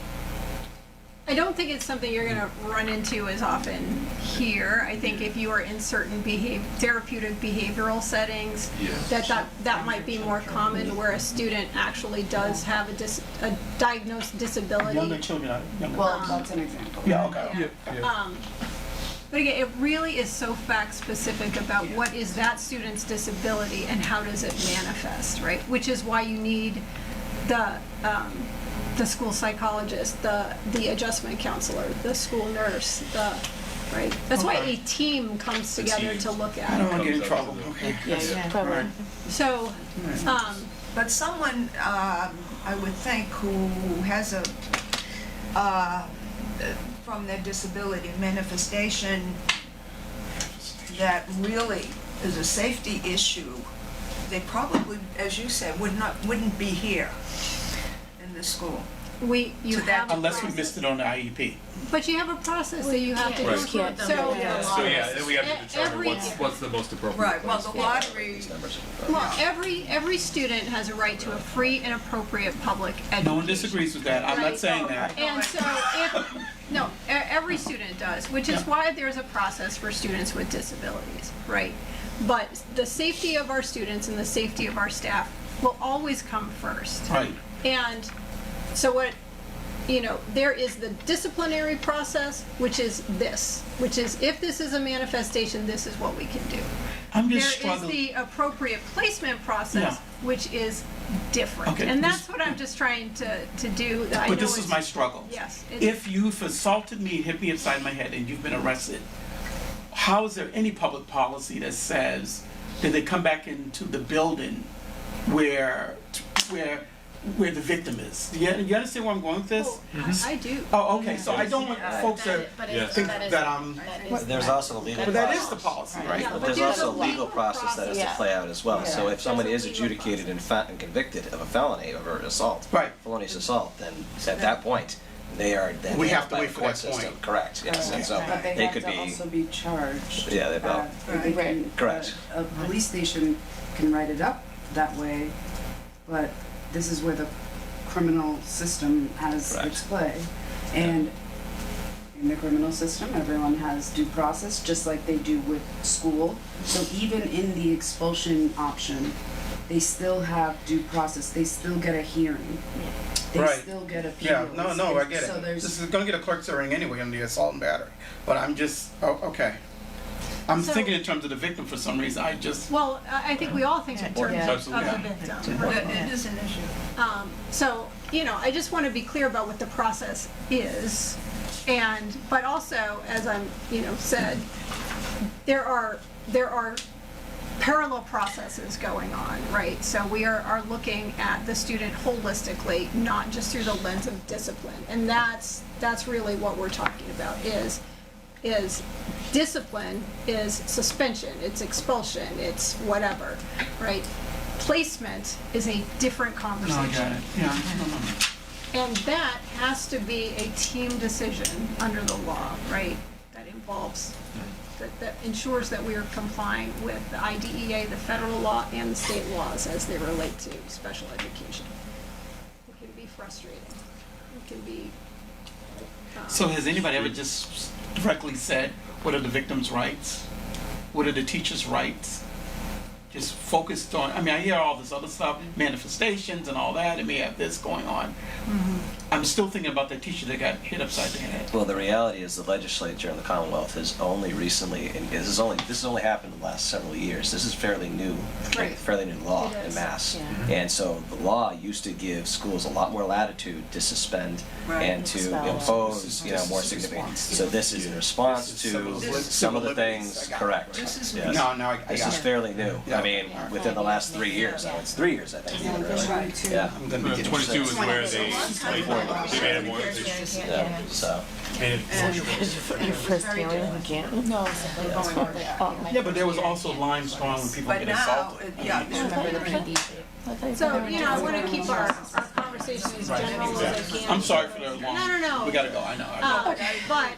But I just, it's important to understand what the manifestation process is and when it has to be used and who's involved in the decision making, right? Mhm, Because at that point, you do have faculty and staff, and an administrator and a school nurse and making decisions, right? It's not the principal, it's not Sean deciding, it's not, just the special education teacher deciding. It's a group of people who come at it from very different perspectives, and try and make an informed decision, right? Because at the end of the day, the goal is to educate students and to keep them in the most appropriate placement for them, right? This comes up, I will tell you, Tony, that it doesn't come up as often in those extreme cases. It tends to come up a lot around more sort of impulsive behaviors and things where a student has a diagnosis of ADHD, for example, and the behavior is not acceptable, but you can see how it's directly related to impulsivity, right, or something like that. Right. So Yep. it's less likely to come up in the situations, I'm not saying that it can't, but it is less likely to come up for us on a regular basis. What we tend to see is a student who has impulsivity or problems like with emotional control or whatever, and that's the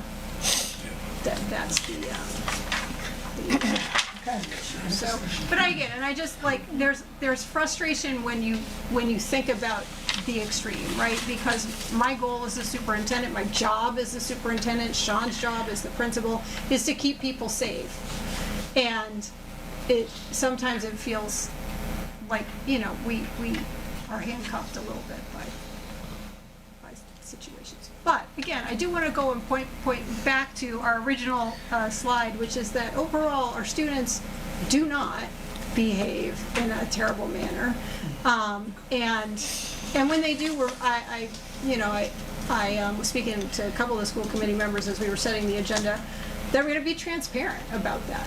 I'm not going to sweep under the rug if something significant happens here. We had a significant issue here a couple of weeks ago. It's not acceptable. Violence will never be acceptable here. We're going to do everything in our power to support the person who was impacted by that appropriately, and to keep us all safe. And to the extent that we're required by law to educate our student, we're going to educate our student. Right? But what that looks like, we'll see. So that brings us to another part of the disciplinary process. So this is part of the disciplinary process, and it is our what we call our CSTAG. So it's a comprehensive school threat assessment guidelines process. I've talked about this and hit on it a few times over the years, but we were trained, administrators, behavior management, counselors, the SRO, trained in a threat assessment protocol, and to see if we can make determinations, logical, evidence-based determinations between a threat that is sort of a transient threat made in a moment of anger versus a really substantive threat that presents a genuine risk of violence. And there is a questionnaire. The school psychologist conducts the interview and goes through the questionnaire. They look at the student's prior disciplinary record. They look at everything. It's a holistic look at the student, his or her mental health records, his or her whatever, right? The school resource officer will pull we'll ask the parent if they have any firearms or in the home. Like it's a very detailed assessment of what's going on with a student. They'll interview any witnesses to threatening behavior and really dig down into it and see what led up to the behavior, what triggered this behavior. How did you feel when that happened? Do you think, did you feel threatened? Do you think that this person presents an ongoing threat? And it's a very, very detailed process. And this is asked of the person that may be. So the person who made the threat goes through an interview process with the legal guardians, right? Okay. People who witnessed the threat or were the target of the threat or whatever it may be. But they're asked if they felt threatened? They are. So, because some folks are like, well, yeah, he said he was going to kill me, but I didn't take that seriously because he was just mad, right? So that's how you make the distinction between a transient threat just made in anger and impulsivity versus somebody who's like, really poses a threat of violence. Right? So it's a very, very detailed process. And this is going on behind the scenes when students have engaged in a fight, when they have behaved in a way that is threatening, when they have actually made a threat. So this is going on, and it happens, frequently, because we take our responsibility to keep everybody safe very seriously. And I'm not sure that folks are always aware of how in-depth this is and how much is going on behind the scenes. So I just wanted to let folks know that when something happens, it is, the team responds, it's a multidisciplinary team. The principal, the vice principal, the guidance counselors, behavior management staff, the adjustment counselors, it is an all hands on deck. Everybody is doing their role in school safety, and we're going to continue to do that and to prioritize the safety of our students and our staff above all else. People can't learn if they don't feel safe. So that's where we are, and as I said, I will always work very hard to be transparent about anything significant that's going on here, to the extent that I can. Obviously, students and their families have rights, and individual outcomes have to be confidential. Now, your question is, let me ask, I'm going to put it in a different scenario. What do you do if you are a teacher who, let's not use an extreme, but let's let a teacher who, a student is just very disrespectful to you and maybe verbally abusive or whatever. That student's going to get a consequence. It's probably going to be a suspension, right? 10 days, maybe more, depending on the circumstances. When they come back, we're going to have a behavior plan and a safety plan, right? So they're just not going to come back and be able to continue on in that. The other piece about, sometimes I know that folks get frustrated with us because they don't think a 10-day suspension is sufficient based on whatever's going on.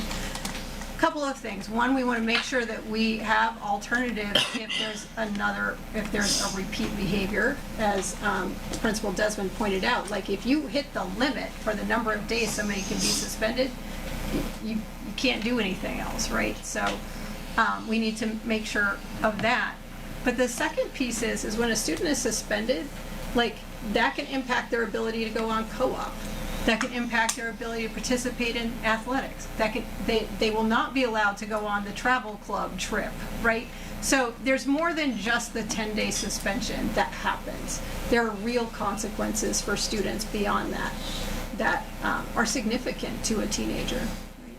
So, are there any additional questions?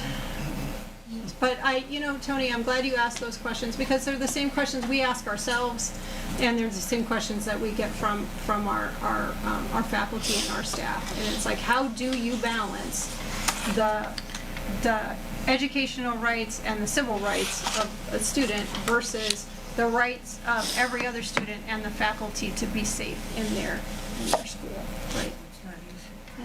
It's not, but. Thank you, Mr. Chair. Oh, no problem. I actually have one question. Go on. I'm sweating. No. Looking at me. Maybe Principal Desmond can answer. No. My question is with ISS, because obviously both of us come from Brockton High School. We know how it works there. How exactly does it work here when you have shop week, academic week? And I know that the kids need certain hours that they have to reach, especially in shop. So yeah, so in ISS they'll do related work. So they'll work with the one of the behavior management specialists that's in there with them, but they'll do related work in ISS, and they can work on other academic work if they need to catch up. But then they have to make up any hands-on things after ISS. They don't do it during, and that's something that they have to make up, and they have to work with their shop teacher to do that. So it actually adds an additional burden to them that they've missed shop and they can't. Right.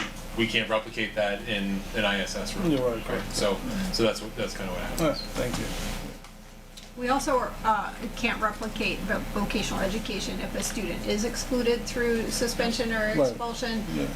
We are required to provide the academic support.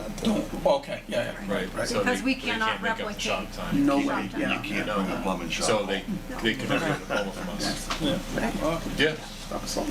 So in many cases that means that student can't actually receive a diploma from us because they can't complete the shop. Right. And that's a graduation requirement. Right. Real consequences. Yeah. Well, thank you. That was. I guess we're at 8 reported committees, 8A chairs report. I think I already gave my report. The only part I would add is that I did attend the bilingual Seal by literacy. Yeah, but it was great. It was my first time attending it. I was very impressed with the students and their presentation, and also the goodies at the end. The little sweets were fantastic. Yeah. So, but yeah, that's all I have. I don't know if I'll give like a second or two to Robin if you want to talk about Thursday. Well, Thursday night we're having our legislative dinner. I'm not quite sure about all the legislators who are coming. I know that Senator Feeney is sending an aide. I think Representative Lamatra or something. There are several legislators coming. We have about, I think we have about 25 people coming, and we have a very good representation from our school committee, which is great in our school. So, and it should be a very nice dinner. Steak tips again? Steak tips and chicken marsala. Nice. And we made sure everything was gluten-free, and we have vegetarian options as well, so it should be a nice dinner. Thank you. Then I guess we'll move to 8B, Legislative Liaisons Report. I don't know if we have anything for today. As the school year is quickly coming to a close, as we've talked about graduation, I wanted to review some of the significant legislative changes and initiatives that have taken place over the past year and recommendations going forward. On the federal front, the U.S. Department of Education is not legally closed, but it is in the process of being dismantled and relocated. Fully closed would require an act of Congress. The workforce reduction has gone from 4,000 to 2,000 employees. So they're using something called a interagency agreement to transfer core functions to other departments. For example, K through 12 is now in the Department of Labor. And it's interesting because despite efforts to cut programs, Congress has largely maintained the level of funding, but only through September of 2026 for core programs like Title I, low-income schools, special education, and CTE, career and technical education. So that's kind of in flux. We'll hear more about that, I'm sure. On the state level, as you know, Chapter 70, the House Ways and Means Committee, fully funded, the final year of the Student Opportunity Act, increased aid $160 per pupil, and Chapter 70 was $7.66 billion this year, increase. And the governor had lower numbers, but it came out higher in the end. And because it's the last year of SOA, state leaders are already preparing to revise or expand SOA formula to address new challenges. Circuit breaker is expected to be fully funded. Transportation that we always talk about, the cost and ways to fix it are still problematic. And then we come to the lottery. After hearings, debates, petitions, public comment to the contrary, DESE voted for the lottery anyway. I remember watching the lottery, as how many people have actually watched it? So you did see it. And I remember the date. The date was March 13th. Right, Why do it I was her remember it? birthday. Not only because it was a departure from our previous admission policies that supported the school and our students, but also because it was my birthday. And it wasn't a good present. Some surprises, as Holly mentioned. Norton, the town I represent, had a much larger number chosen in previous years, and Brockton had fewer.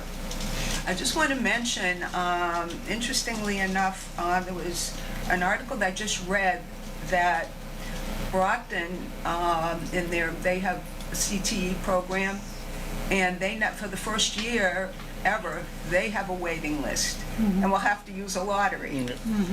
So I thought that was interesting. Lately, the lottery goes on and on. So for some reason, and I showed it to Holly, I've been receiving a petition from something called the Mass Tech Coalition to allow districts to have criteria, not a mandated lottery. So finally, I called actually Senator Feeney's office, I said, why am I receiving this? And they informed me that, yes, they knew about it, but it wasn't going anywhere, and they had withdrawn it. So it was interesting that they made one more try. And then the MCAS that everyone's been talking about. Governor Healy and her graduation council has been meeting all year. Their final report is due in June. Their preliminary report recommended end-of-course exams for courses completed rather than, of course, general 10th grade MCAS exam. Now, on all of these issues, there are people in different camps. Those that want some sort of an exam, those that feel you shouldn't have it. So these forces are still at work, and we'll have to see what happens. But it'll be interesting to see what the council is going to say. Robin and I, before the TR meeting last week, one of the people from MASC was talking about the council, Jason Fraser. I looked on it to see if we could find, we couldn't hear the whole thing because there was some disturbance. He was not happy. He was a member of the council, the governor's council, but he felt that he was not listened to. So I looked to see, what exactly happened there, but that was disappointing. It was the same thing that we had with the lottery, that just what I said, that people were not listening. So all of these things are in flux, and we don't know yet what's going to be. We won't know data, right? When will we know if changes have changed anything that happens here? We won't know for a while, right? We won't know for a while, but I think the one thing I do want to say is we are admitting students differently than we have, but I do not want students who are admitted under the lottery to think that they are less than, less wanted, less capable, or that we won't have the same expectations and the same commitment to them and their potential. Every single year we have had to turn away hundreds of kids who would have been great students here, right? So just because we had competitive criteria previously, doesn't mean that the students who didn't get in wouldn't have been great students, right? Students getting in under the lottery or just getting in a different way, but they're great kids. We want them here. We accept them. They belong here, right?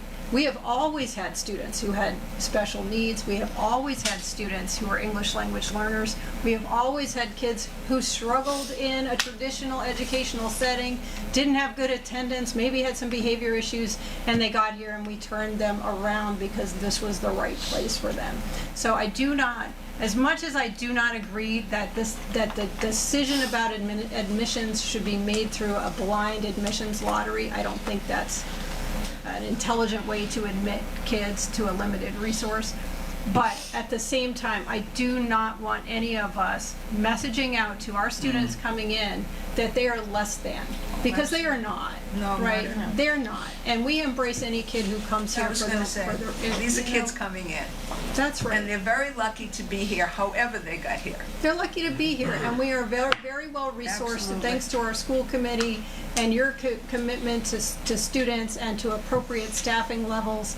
And if we have greater need, we're going to figure that out, right? If we have more special ed students, we'll hire additional special ed staff. If we have more students who have language needs, we're gonna staff appropriately for that. Principal Desmond and his team and I are going to get together and we're going to make sure that we serve all students who come here. And if it's a student who really this is not the appropriate public education setting, we're going to work with their families and the entire IEP team to get them to where they need to be. Okay? Because I definitely do not want this to become a lottery kids thing, because these are great kids. Right, I agree. These are great 100%. kids. These are just kids. Yeah, and they're gonna do great things here, and we expect them to do great things when they get here. So Absolutely, I agree 100%. And we have a new Secretary of Education, the former school superintendent from Salem, Stephen Strike Jr. We have the new Commissioner of Education, Pedro Martinez, former CEO of Chicago Public Schools. His interests are literacy, bilingual education, and trust building. That's an interesting one, trust building. I guess everyone would like that.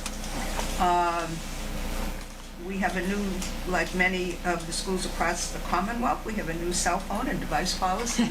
Seems to be working out, as far as I know. And helping kids to concentrate during the school day.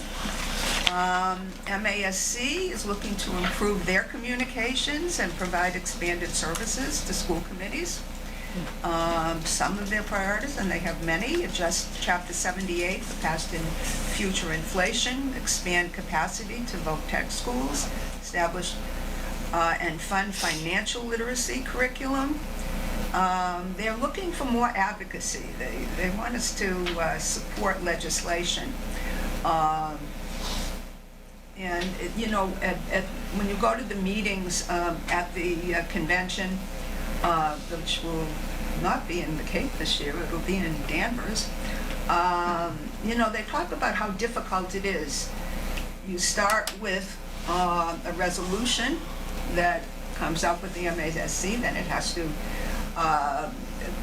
go to the State House with a bill, and any of these resolutions that finally become actually part of the legislative agenda. But it takes years, sometimes 2 or 3 years. But that doesn't mean that you don't do something. So MASC has a push to ask people, not everyone on all school committees, but those that are interested to be advocates, to get to know the people there, so that when we do bring up a resolution or something that it's important to us to fund our schools, they take notice. So we don't know exactly what's going to happen. MASC was a little nervous about the state graduation standards. I'm not sure I agree, but they said school committees across the Commonwealth could be facing a perfect fiscal storm of budgeting with the additional issue of the new state graduation and mastery standards. I don't know how that's going to work, but that's their feeling. So a lot of things to think about for what's coming up, and we'll just keep a watch and see what happens. But we're very fortunate to be in this school committee with Holly and all of the people at this table, because everyone here is, as Holly mentioned, we're here for the kids to do the best for them, so we will do that. Thank you. Next is 8C, Personnel Subcommittee Report. All right. Good evening, everyone. The Personnel Subcommittee met prior to today's school committee meeting. We discussed one job description, which was the administrative assistant to vocational and facility supervisors. I think in that we discussed expanding. Well, first of all, the job description was revised, so to say, to be able to talk about specific details related to that position rather than a general administrative assistant job description.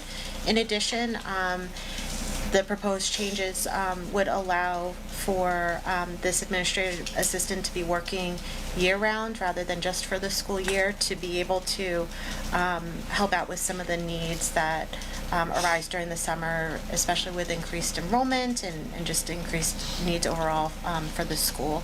The person in that current position has agreed to the change to expand that position to year-round. Previously, it was a school year position with a stipend given to that person for summer work, which was for 3 days a week versus a 5-day-a-week schedule during the summer for somebody who's working year-round.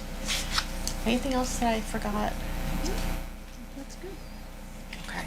So the recommended motion is to accept the changes to the job description as recommended by Superintendent McClannon. So moved. Second. Thank you. So motion has been made and seconded. All those in favor? Aye. All those opposed? And the ayes have it. Now we'll move on to 8D, the Technical Institute Subcommittee Report. You have Would you like for me to give the report? Yes. So we had a Technical Institute Subcommittee report meeting. It's been a long day. Last Tuesday, and at which we updated the subcommittee and will now update the entire committee on the status of our nursing program in the post-secondary. And we have been struggling over the last 2 or 3 years to maintain a program director for that program. We are looking at both an Easton program accreditation process that's coming up and continued foreign recognition. And for that reason, we want to make 2 significant changes to the program. One significant change to the program, and then an additional change to the program director role. So first, we have proposed and intend to temporarily suspend enrollment in our part-time evening program. We have met with all affected faculty. They're all part-time hourly employees in the evening. Because one of the biggest issues we've had is aligning the day full-time program in the day with the evening program, getting everything consistent and being able to do that in time for our accreditation to sort of kick off on June the 26th. Is that what it is? And then secondly, we have evaluated the actual program director position, which has the responsibilities of several people that you would find at like a community college or things like that. And so we will be coming to the school committee before the end of the school year with a proposal to add a support person to assist with admissions and clinical coordination. So those seem to be 2 of the biggest sort of draws on the program director's energies outside of the really heavy compliance burden that person has. Our program director did resign effective April the 20th. We were able to find and immediately put under contract an interim director so that there was no pause in, there was no gap in leadership. So the program director resigned on Friday. We had a new director under contract on Monday. We submitted that change to the Board of Registration in Nursing as required. We have also posted and identified a candidate for the permanent program director position effective July 1st. So we are in good shape. We are in good shape. So I'm confident that with these changes, we have had good conversations with the staff at Bourne. They are not the decision makers, so I have to caution that the board itself could make a different decision, but they gave us very positive feedback, and I'll let Kevin chime in as well. Very positive feedback on the changes that we're making, and they think they're in the best interest of the program. So do you have anything you want to add? No, just I think, we took a deep dive look at the structure of the program and compared it to others, as Holly had mentioned, and really came down to core issues of the role was no longer sustainable as the current model, right? And that's kind of what we looked at there. That sentiment was echoed by, the board of nursing, staff action people. You had previous administrators, so that was a common theme we were hearing in those conversations. In addition to, in order to move forward, we had to take a slight step back with pausing the program in order to create the solid foundation and consistency for the program, but also for us to reacclimate to the new structure, to support it for long-term success. So it was really well received, but we feel strongly that it's going to move forward in the right direction with the extra supports and people that we feel could take us forward. So we have notified because we're not closing a program, it doesn't take a formal vote of the school committee. We are going to look at over the next year to 2 years how we can implement a part-time program. We think it's really valuable to have that option. So we're not saying it's never ever going to happen, but we really need to focus on the full-time program. We will submit our complete plan to the board. They don't meet again until June. But we have notified all the students who were accepted into the program for September. There were 15, I believe, that we are not running the program. They will receive a complete refund of any enrollment deposits or things that they've paid to us. We've notified our part-time staff, and we are moving forward from there. And that communication happened this Friday with the formal letter going out. We've been in contact with students who were accepted and enrolled, answered their questions. I'm currently processing those refunds as we speak right now. I have one question.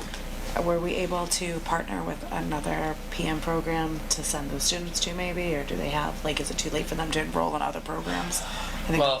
We didn't go at the direction we given. We didn't have to do that as a step. Right. If they had already started the cohort, that is a requirement that we have to find alternative placement. But because we were proactive in making this decision now, it gives them ample time to find to still enroll into another. Yeah, and obviously I've instructed my staff that we're going to help everybody that we can, whether it's, hey, we have different schools they can reach out to. So we're doing that not because we have to, but because it's the right thing to do when people need to be redirected. We actually had one of them that is actually interested in the medical assistant program as a first step. So we're offering all avenues that they would like to explore. Oh, awesome, thank you. Yeah. Other questions? Do you need a motion to accept the minutes? Or did we already do that, Deb? This thing, every time I click on something, it scrolls back up to the... Yes. So we're good. I'm figuring it out now. All right, so let's move on to 8E, other reports. Any other reports? Going once, going twice. Okay. So we're moving on to report of the administrators. Let's start with the Executive Director of Talent and Community Affairs. Wow. Thank you for noticing. I appreciate that. See if I can figure out how I can make this more visible. That didn't do it. I think I just messed the whole thing up. If you go to home, it should still be there, I think. What's that? Hang on, I gotta log back in. Did Desi put together You have the best slides. Wow, these are some nice slides. I looked at them. You all are welcome. Takes a lot of time. Takes a lot of time. Takes a lot of I time. intentionally. I just like to log on at this hour. Some of us work really late. It's okay. Some of us do bar. Yeah, like a couple of vocational ones. I'm sorry about that, Dr. Purvis. This is very nice. Oh, it is totally. Did okay. somebody turn the heat up in here? No.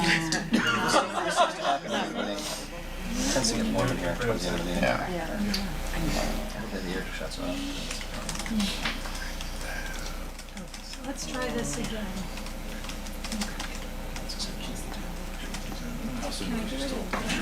There we go. I saw the picture. Hear my You want to do some dots on the I right. specifically want my side to take pictures. Oh, they should. It's our district. All right, there we go. All right, is everyone ready? We are ready. We're ready. Okay, so in the past month, we have onboarded 2 employees, both outside of the district. Miss Brown for the TI and Mr. Monroe is per diem or on-call bus driver as we get busy during the springtime. And we can go to the next slide.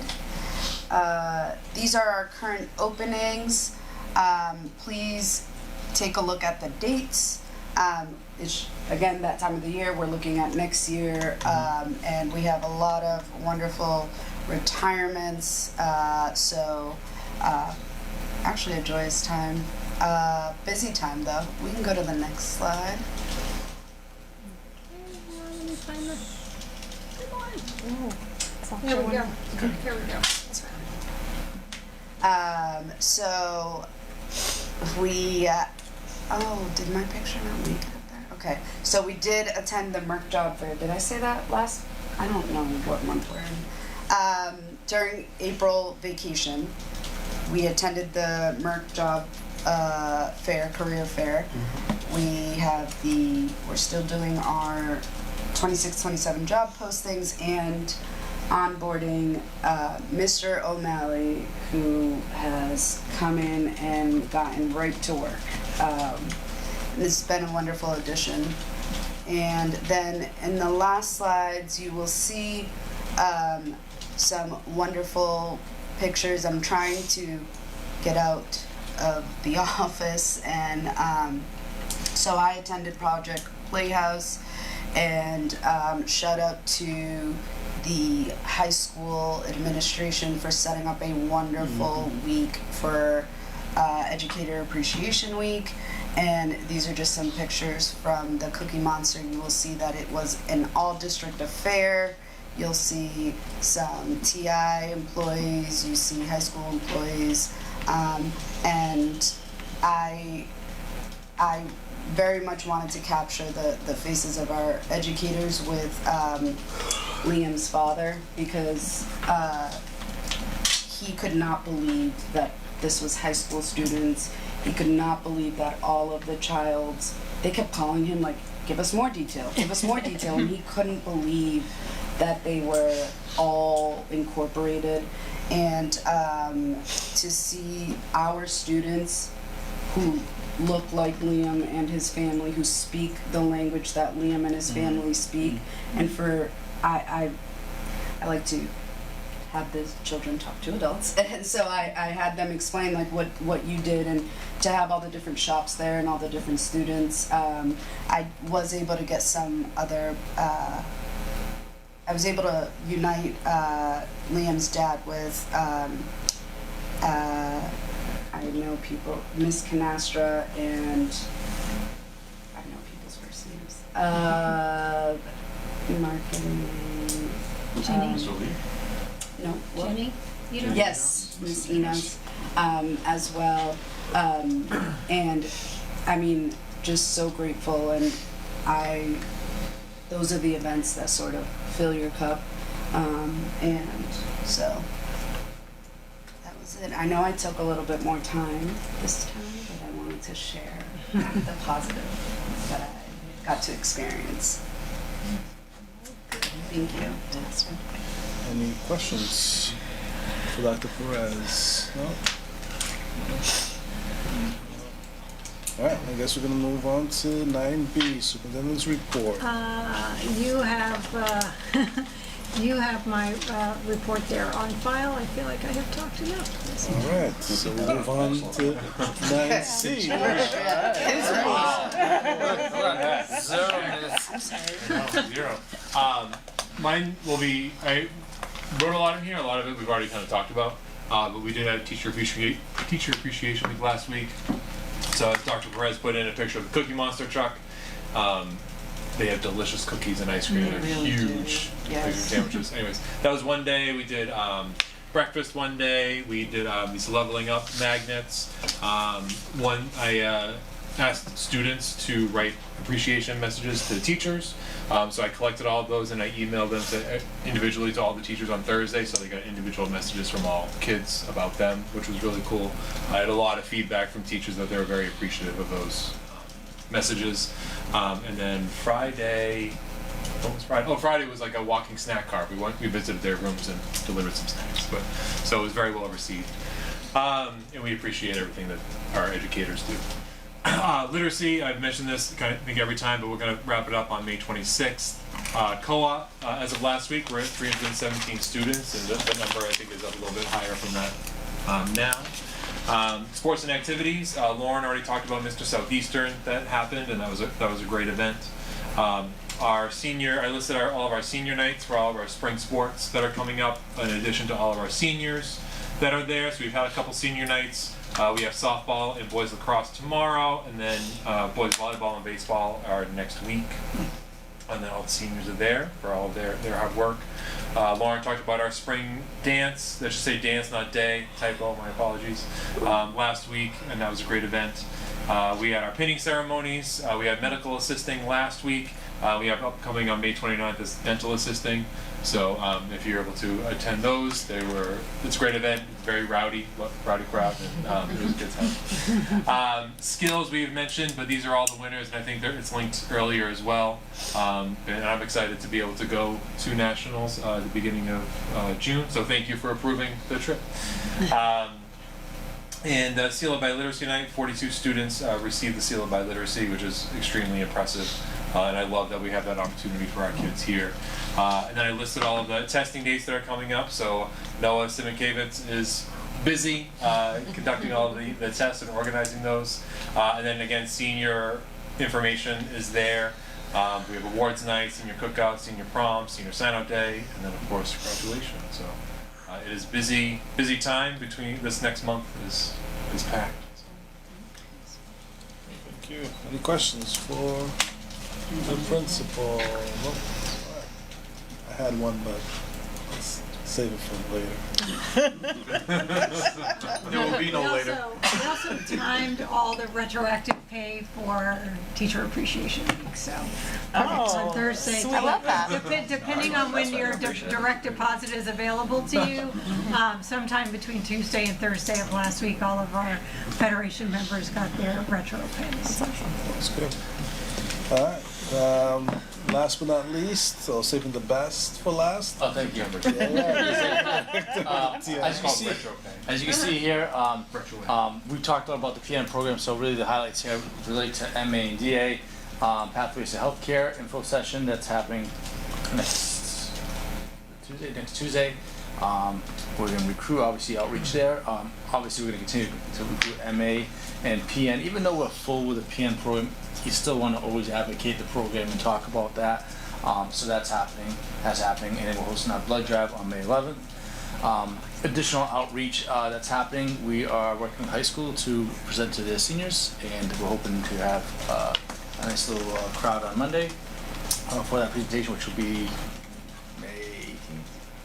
Don't give this one the date. And then I'm going to be presenting out to 60 ESOL students from Catholic Charities of Boston. Again, outreach. I'm going to throw in these added numbers as of right now. dental assistant. To my full understanding, it has 6 students already accepted for the fall, with 3 in process and 1 in testing. So what does that really mean is that theoretically speaking, you have 6, potentially 4, which gives you 10, which is significantly higher where you are comparatively where you had 10 at the 2nd or 3rd week of August. And then in MA, we have 7 accepted with 4 in process, and then one of the part-time students who were displaced because the program paused was interested in the MA program. So more to come on those things. And then as you heard it off topic was we're launching the logo this week, which is not here. So that's all I have. Any questions? Comments? All right. Everybody's all excited for the next one. 10 hours. 10A, executive session. We do not skipped need to 11. go into, we do not need to go into executive session. And we will move to 11.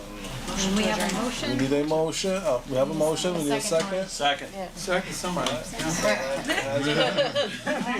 has been made and seconded. All those in favor? Aye. All those opposed? And I know, what do we want for lunch? meeting has been You're buying. Thank you. Thank you, thank you. Thank you, everybody. Do everything. Sorry.